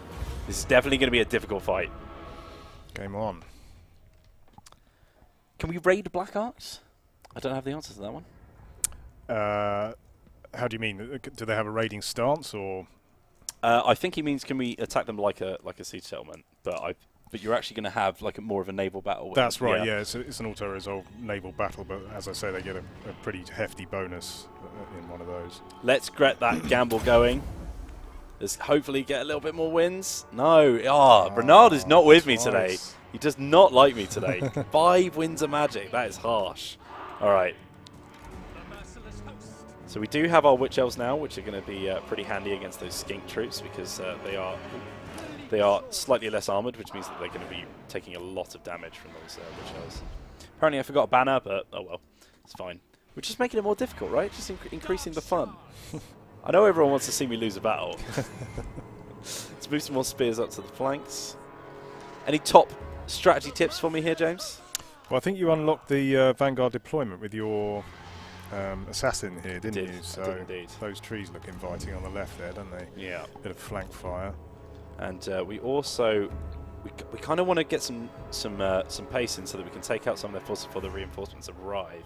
The main force is the one that is actually going to be setting up at the moment. So we'll see how that happens. But I'll keep that Hydra right there at the back, get some spears around there just to make sure they haven't got anything coming at us. And then I'm gonna use these Witch Elves on the right-hand flank as like a flanking unit. And I keep pressing the wrong button there. There we go.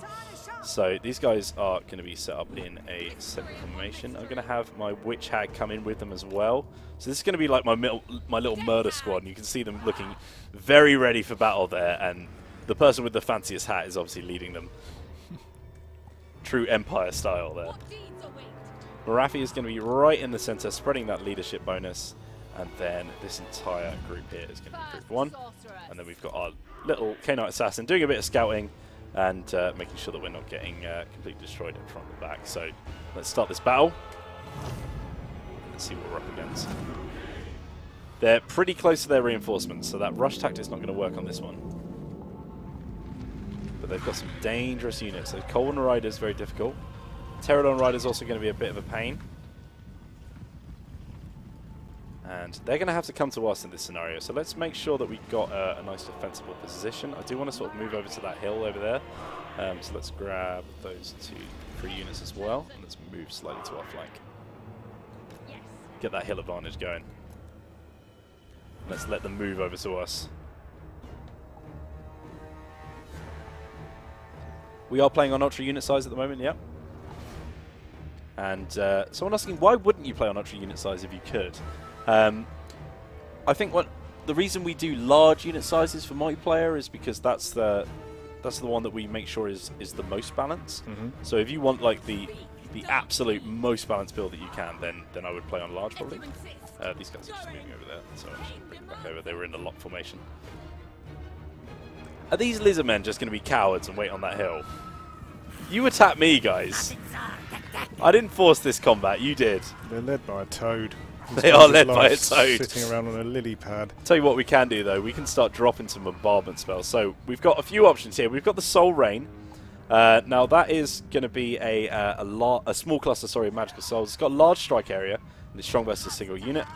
We've got one that's strong versus multiple units as well and causes magical damage. And then our last one is Kane's Lash. And this is a single bolt of magical lightning with a small strike area, but it's good versus multiple commands. And it's very good at taking out artillery pieces as well. So what I'm going to do is I'm going to go for the Sky Cauldron and get that nice clump just sitting here as they're trying to reform themselves. See that black up bombardment come in. Nice. And that's actually dropped a little greenness on there. And it looks like they've just grabbed one of their buffs from that, which is a bit annoying. But we're gonna start moving on them if they're gonna be the cowards. And let's start moving up to the side. I'm gonna pop them in walk, just so that they don't exhaust themselves, and start moving these guys around the side. And we'll speed that up for you, chat. This is mainly I often lose battles because of vigor, because I'm too impatient. So I want to make sure that they get over there as soon as possible, and I end up just like spamming them forward. So I'm actually going to go back into play because we've got a few people coming after our assassin here now. We've got Cauldron Riders and some Cauldron Spear Riders. So what I'm going to do is drop a little bombardment here, just bring them out of the forest. Hopefully, I'm going to let them chase me in the forest for a bit because I am enjoying that that debuff they're getting from being in the forest. And he is able to shoot whilst moving, which is pretty handy. I'm going to take him out of skirmish mode so that I've got a bit more control on him. And as we do that, we can bring over our spears over here as well. Now this guy can actually perform in melee combat as well, so you don't need to worry about him too much. Let's start dropping these bombardment abilities on them as well. Just as I coax them into it. Oh! Just managed to get a few there. And in come our spears now to start getting that fire on. And we can see now a few spells coming in from their Slam Mage Priest. And we've got Marathi over here who can help out as well. So let's get our K-Knight Assassin going after this one over here. So I'm going to put him in melee mode so that he starts getting into combat. Let's get those spears to come into the back of him. And let's start that charge now. Marathi over here is going to start dropping some of these debuffs on this cavalry unit. So those spears can do quite a lot of damage to him. I am worried about these spear riders, so I definitely want to take them out as soon as possible. And over on my right-hand flank, we've actually got some Cold Riders coming after our Witch Elves, but I think they're actually going to be okay in that combat. Yeah, they've got quite a few that they need to worry about in that scenario. Let's bring our Hydra over here into the main clump, and we'll charge our Swordmen forward just to protect those Dark Shards as well. I'm going to bring my Spears over here to the side to make sure they're protecting the Dark Shards from the other forces. I'm going to take these guys out of skirmish mode as well to make sure that they're not running away. And I'm going to start firing on their main force over here with these guys. And then on the left-hand side, we're going to take out some of those convenience gangs. Now those guys have gone out of control. They are losing that combat, which means that hopefully those Witch Elves are going to do enough damage to them in the meantime. Let's bring our spears over and start taking out more of these cavalry, sorry. And those spearmen are actually going to go after these cavalry over here as well. And it looks like they want to get into that engagement. You can see the balance of power is starting to creep into our favour now that we've taken a few more hits on the abilities. And we want to see some more Hydra abilities apparently, so let's grab this guy out. Let's do a little bit of flame damage. I think that's a nice juicy target there, right in their flank, on Saurus Warriors. I do need to get him out of combat before he can shoot, so you can't shoot even when you're in combat. So hopefully we can get him in. Let's get some more bombardments going as well. I'm going to drop this bad boy on their skirmishers. Alright, are we ready? Don't let him get you, don't let him get you. Shoot, shoot, shoot! Oh, come on, man, you can do it. Ignore the combat, just explode them. That's all we want from you. I think he's a bit too close to these enemies. He's getting involved in this combat here. What we need to do now is bring in some help. So we've got these spears over here who can start taking down their lord, actually. They've actually sent in their Saurus Oldblood. Now, I think he's riding on a cold one, which... No, he's not. Unfortunately, that anti-large damage isn't going to help us out over here. Now, our Dread Spears over here are taking a bit of damage, so I need to start retreating them. We've got that spear unit over here, which can come over and help out. I'm going to bring in my assassin as well to help these swords on the side, and then Marathi is going to start dropping some more debuffs on the forces in the center. I'm going to bring my Hydra over to start damaging these Saurus Warrior shields in the center. I might actually have to start putting one of these guys just to take the hits so that the other three can move away and start shooting on them. You've got to sacrifice someone. Still some spearmen taking on these Coblin Spear Riders, and bear in mind those guys are large, right?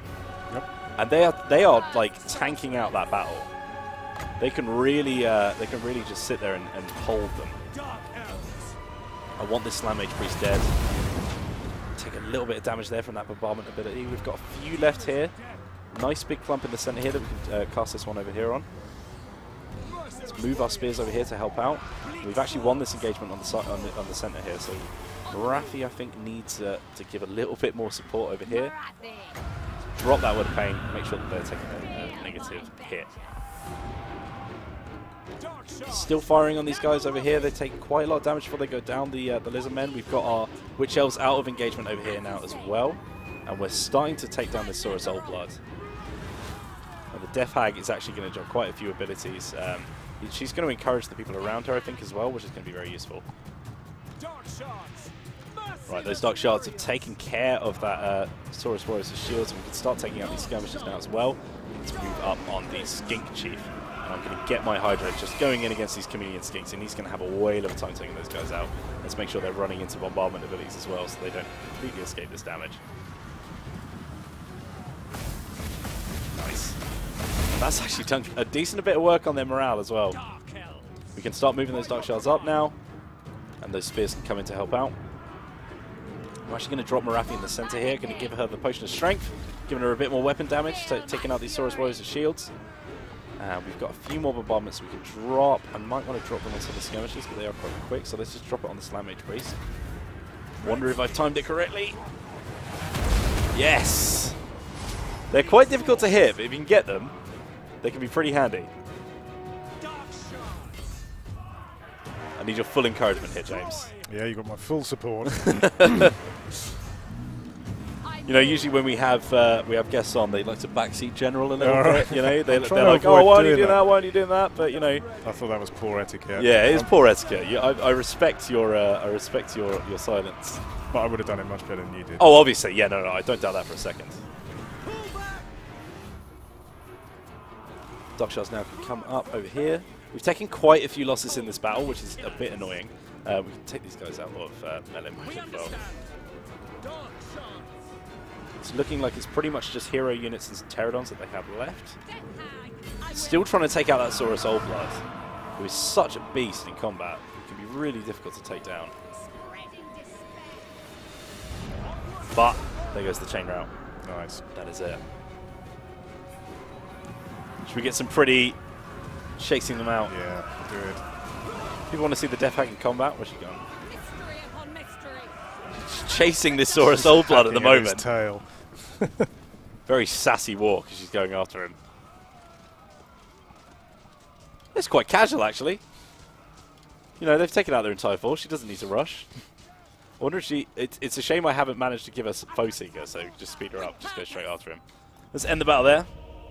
Make Morathi flex her muscles. She did pop that potion of strength, feeling very burly after that one. Yeah, that was a Pyrrhic victory. All right. So quite a lot of losses there. But also quite a lot of losses on the enemy side as well. Pretty much their entire force. It's just clearing out the dross, really, isn't it? Pretty much. So as far as units go, we've only actually lost an entire unit for one. And you can see we actually did have a leadership buff that did drop. So let's pop that on the Witch Elves. And you've got the replenishment from the Black Ark. We do have the replenishment from the Black Ark, yeah. And we've got also the replenishment from the slave enslave option that we have at the end. So he's going to be running off with his tail between his legs, quite literally. Yeah.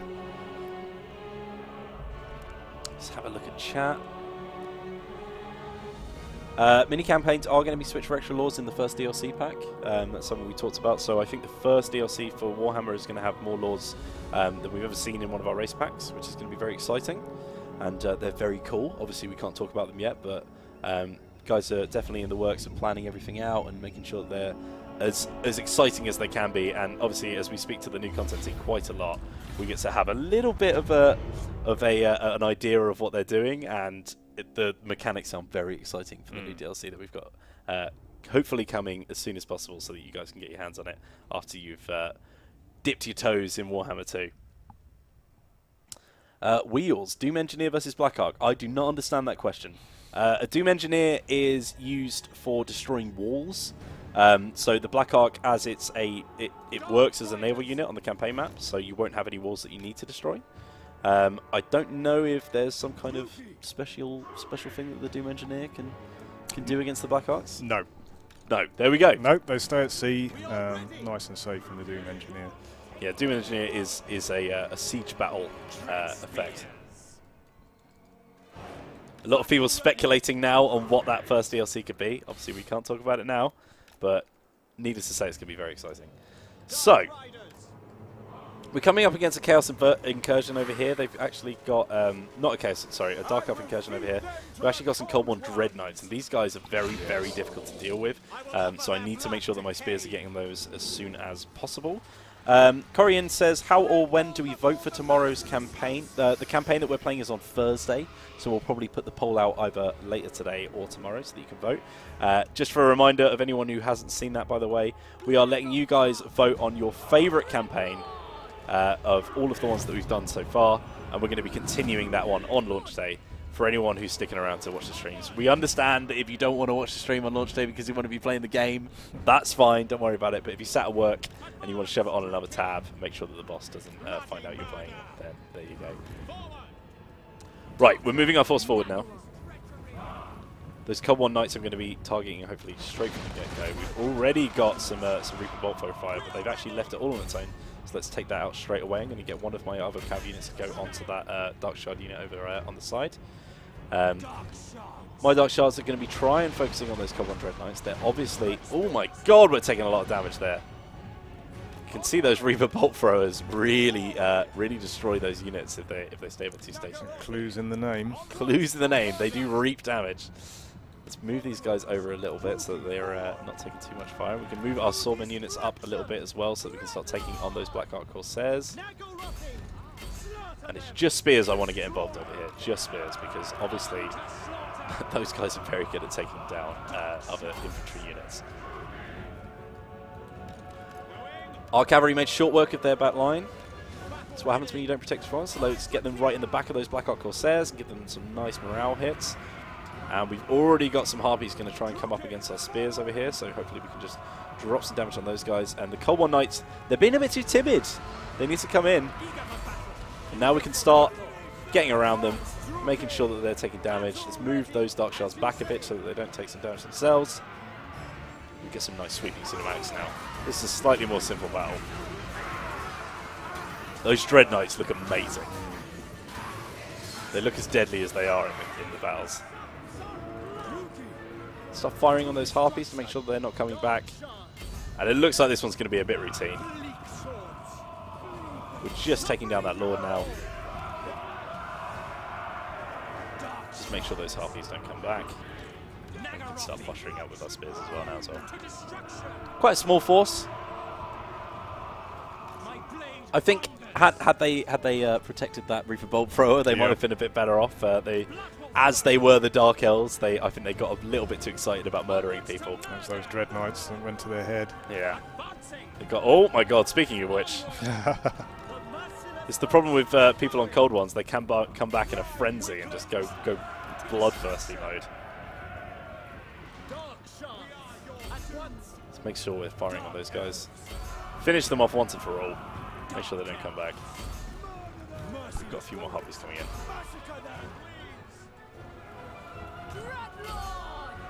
You got a chance to see what the new content team are working on? Yeah, I've had a little look. Obviously, we're flat out with the work we've been doing on Warhammer 2, but yeah, it's all looking very exciting on that side of the fence.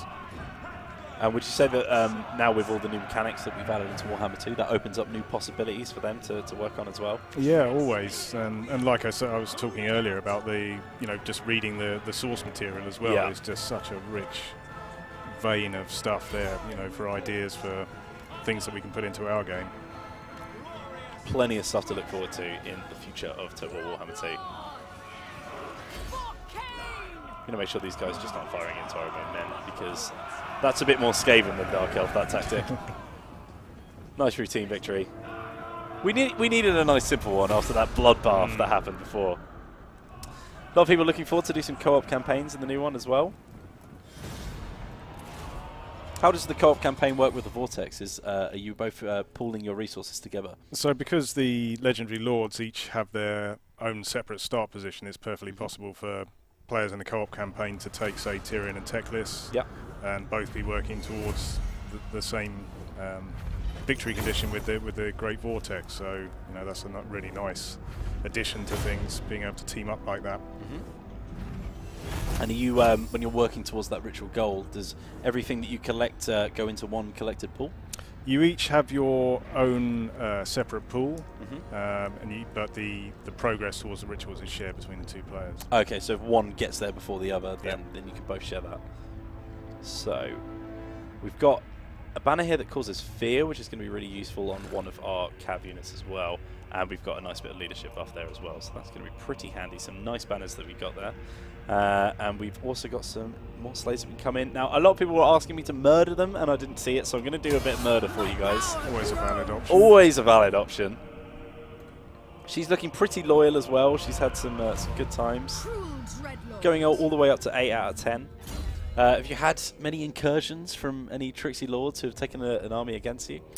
Yes, yeah, that can be a bit of a thorn in your side sometimes, so it's well worth keeping an eye on each of your lords' loyalty if you're playing Dark Elves or Skaven, because they can turn on you. And again, that's reflecting something that's totally in the lore. We've actually stolen their Reaper Bolt Thrower off them, which is very nice.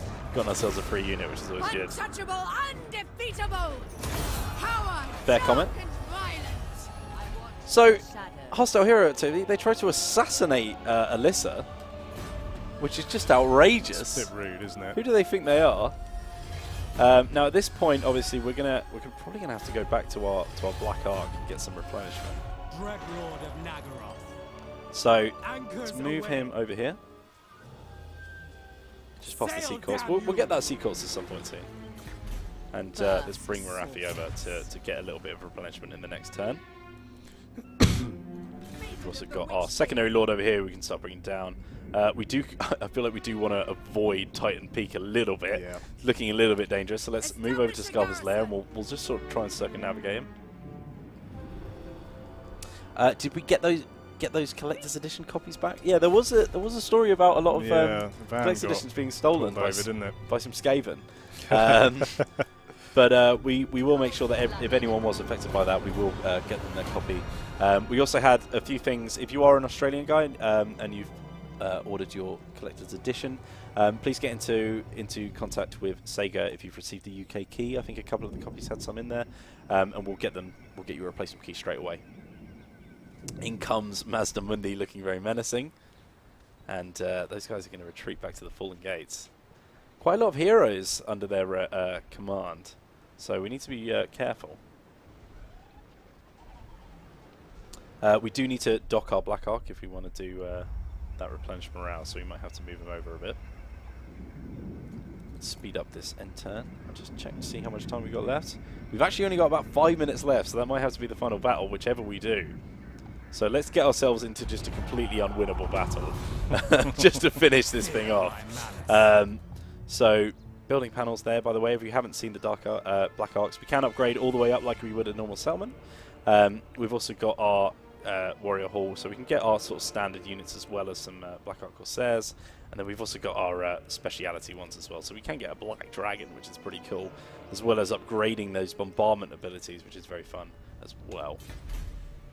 I did want to take the Mirror Pool. I wonder if that's possible this armor that we've got left. Bride. Might be possible. To the waves. Oops. Hoist I the love a sails. misclick on this stream. I love a misclick. I do seem to misclick all the time. They have their uses. I tell you what, let's just go for the Mirror Pool and just hope for the best. Just as a final hurrah for the live stream. Every time we do that, someone asks for us to do like a 24-hour live stream, and I'm all right. I'm fine on that front, I think. I'm just going to quickly end this turn, and we'll try and get onto that Mirror Pool. My power grows.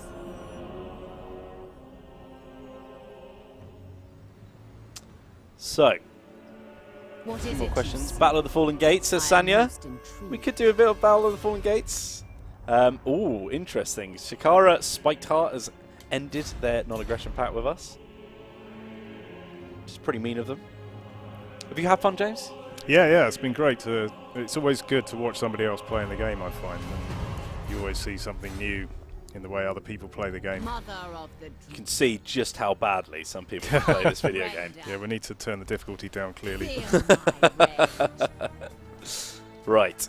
I think I'm just out of movement range to be able to get that siege, so we'll just have to do a quick end turn, and we'll be able to do that.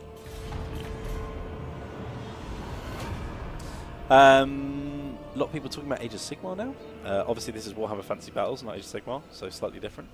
But I think probably speculation, maybe there's a few Age of Sigmar fans that want to see a little exploration to that. There's so many avenues that we can take Warhammer down, which is quite exciting. Is it time? So loads of different stuff that we could explore, Yes. and of course, Game 3 is going to be a big question on people's lips. Where are we going to go with that one, which is going to be interesting as well. I'm just going to upgrade replenish troops, and Phoenix let's move Queen. into the Mirror Pool. Show no mercy. I reckon we can do this. Yeah, that's winnable. We might need a battering ram, possibly, or we could just take the walls. I mean, we've got a Hydra, and I'm pretty sure he can take down. Yeah, let's just do Marathi it. command. Let's do it. Fight. Possibly not Age of Sigmar fans. It's fine. I know it divides a lot of opinions. But yeah, there's plenty of even just non-Warhammer games as well. Now that we've opened up this avenue of fantasy, there's plenty of ways that you can stretch out. And here we have beautiful Lizardmen Temple City here. Those floating ziggurats in the sky, looking incredible, and that huge temple in the background as well, looking amazing. It's got a very obviously that Mayan temple aspect for it. It's very, very cool. I think this is going to be the time where we get our gamble. This is the one. We're due one, aren't we? We're due a gamble that goes our way. Yes! Come on! All right. 14. That is really not that much. All right. Okay, so this is going to be a difficult one. Absolutely. We've got a gate a bit closer on that side, maybe. Unfortunately, they're a bit far away from us. We can Vanguard deploy with Arcane Knight Assassin, but I'm not sure that's really going to help us on a siege battle. So let's keep him quite close. I want my Hydra moving as close as possible to that gate, because he's going to be our battering ram. And then we can set up the rest of the army around him. So let's move these guys back. So,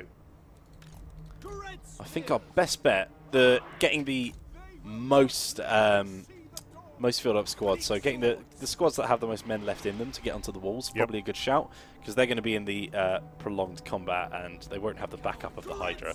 And then I'll get a few more units just to sit behind the Hydra, hopefully soak up a bit of damage so that he doesn't take it all himself, because these guys are shielded, of course, so they will get a little bit of a missile block chance.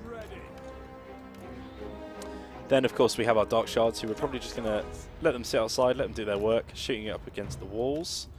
Our Witch Elves, very under-armoured, as you can probably tell from their get-ups. So we want to keep them nice and far back, make sure they don't take too much damage. And we'll keep a couple of Bleak Swords in reserves, just so that we can move them into the best combats that we need them to. And we'll grab our Death Hag, and I think we'll keep our Death Hag right up at the front. Probably keep her with the Hydra so that she can start getting involved in that combat as well. So, instantly, let's start moving forward. I want to get that Hydra breaking down the gatehouse, and let's get some of these units moving towards the walls. I'm going to take a backup unit with each of them. And on the side, I will grab one of our Hubspit units. Obviously, the better way of doing this would be to wait for your units to be replenished, but we've only got a little bit of time left, so we want to make sure that we get as much done as possible. We have some javelins here who look a little bit of a juicy target. Even though Morathi's a spellcaster, she can go after them.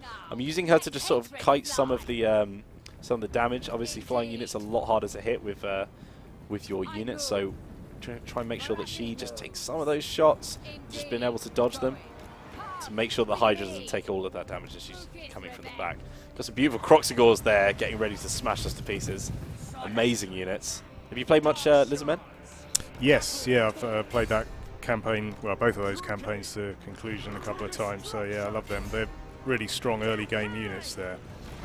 Yeah, they definitely have quite an advantage at the start because they can just shred people to pieces with their starting units. Those Saurus Warriors, although obviously they're very expensive, but they can be very, very deadly. And they've got some great, fantastic beast units as well. Yeah, absolutely. And Carnosaur that right that just summons an entire stack of feral dinosaurs, which the chat were very, very happy about. I don't know if you caught that one, but we actually gave them a nice little name of the Cuddle Puddle, which I think was pretty appropriate. We've also got our bombardment spells, of course. We can start dropping those on the wall here. I'm actually going to get a nice cluster of them going into each of these units. All kinds of bombardment damage coming in. And of course we can upgrade those with the buildings that we get on the Black Arcs, which is very cool. We're just starting to get on the walls now. Let's get these moves coming in. They've left this little chunk of wall undefended, so we can start flanking around in a second. That's going to be a difficult battle though, so we need to be careful. And we're just about to get through the gate, and on the other side of that we do have their legendary lord, and those Scar veterans are difficult to take down, so I'm not feeling too confident, but let's start moving up our the rest of our melee force. I'm going to be firing on some of these Saurus Warriors now, just to make sure we're doing damage to them, so they're a little bit less healed up when we get to the proper combat with them. And let's move our melee force in to start taking down that lord. I think the Hydra will have fun with this. Oh yeah. Wow, that was a smack. Let's get our guys over here to help out.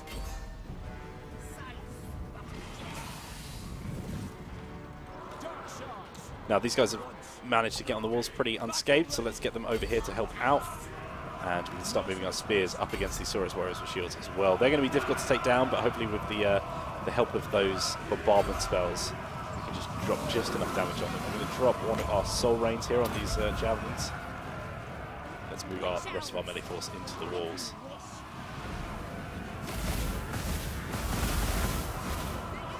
Could really disrupt those units as well, especially when they're firing at you from the walls. We can just drop that damage, make them run away, stop them getting their shots off. In we come to start taking those guys out as well. This is looking a lot more now in our favour. We've got some choice engagements here. We've managed to rout off their lord. Divided and conquered. Let's get after the Saurus Warriors over there, who are our next threat. Oh, and here comes the Lord again. He wants a little bit more. I know people want to see that Death Hag in combat.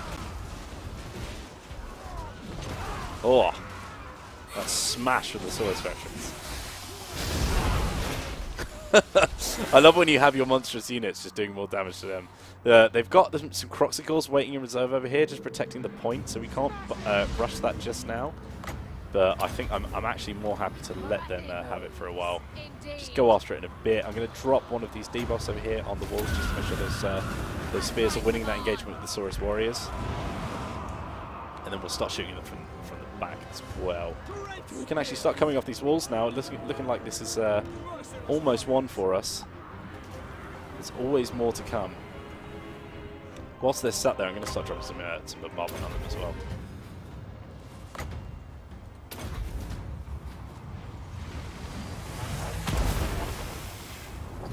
These are quite slow abilities, which means they are quite easily to dodge. So you want to kind of get those people already in their engagements.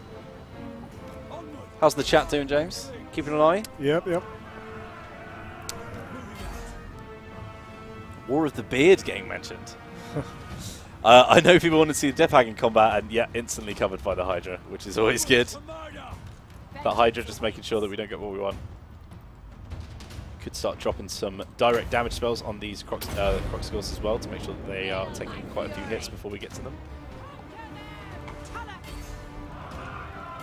Now those skink cohorts do have their javelins, but they are still a melee unit, so we do need to be worried about them. But we can start dropping those Sky Cauldrons on them once they stop moving. And let's bring our spears off the walls and get them back engaged. And Murderous Prowess now dropped. I'm going to bring my my missile infantry around to the side so we can start firing on the Croxicles. They have a lot of armor, as you probably can guess, so we definitely need that that Dark Shard armor piercing damage to come help out. And it's looking like we've got this one for ourselves. Start moving that force around the side now. Pop a few more abilities on them. And we can start firing into them now.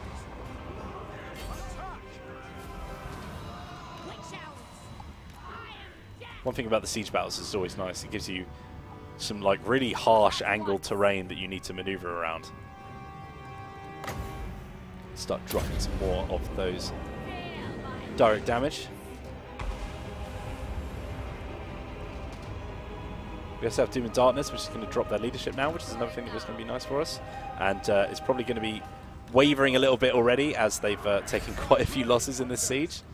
So hopefully as soon as we get into this battle, it's going to be nice and easy to mop up. I'll just speed up for you guys, so they get right into that engagement. Dark Shard's now firing in on those Croxicles. I'm going to start dropping this Soul Blight, which is going to drop their ability to take that damage, hopefully take a little bit more damage from those Dark Shard units firing into them. I'll just move these guys up a bit so they've got a bit easier time shooting at them. And in come the Witch Elves and the Spear units and Dread Spears and those Bleak Swords as well. Start getting involved. Those Witch Elves getting thrown across the map by the Croxicles. I'm going to drop a little spell of Doom and Darkness on them, just to make sure that their morale is dropping nice and easy. Drop a little bit of direct damage on them as well. Those Dark Shots now firing in, getting much better shots now that they've got that better angle, and we're starting to cap that point as well, which is going to take us for drop a little bombardment on them as well. Plenty of things that they need to now worry about. Oh, that one just got taken out. Just picked him off. Sniper shotted. Start moving one of these back units around to the side now as well, get a little bit of encirclement going on. And they've actually gone out of control, so we're not going to be able to drop them too easily, morale-wise. Let's make sure we keep firing on them. And I'm going to drop that Potion of Strength, get muscly Marathi in there to start smacking them up on her Dark Pegasus. You can see how she balances her head. I have no idea. It's a great hat. And that is the victory for us. Thank you very much for watching, guys. We've been Total Alive. There's been a few of those streams now, as you can imagine. We're getting very tired, but we're just powering through, making sure that we're giving you as much content as possible to get you ready for Warhammer 2. If you enjoyed this stream and you want to see the rest of the campaign unfold, once we've put ourselves into such a destructive path of confederating, then let us know. We can carry the save on. We're going to release a poll in the next 2 days or so that we can get your opinion, find out which your favourite one is, and then me and Joey will be back to play it through on launch day. If you're stuck at work and can't play Warhammer 2, then we'll see you there. Thanks very much for watching. James, thanks very much for joining us. You're welcome. And see you soon, guys. And remember, see you soon. Bye.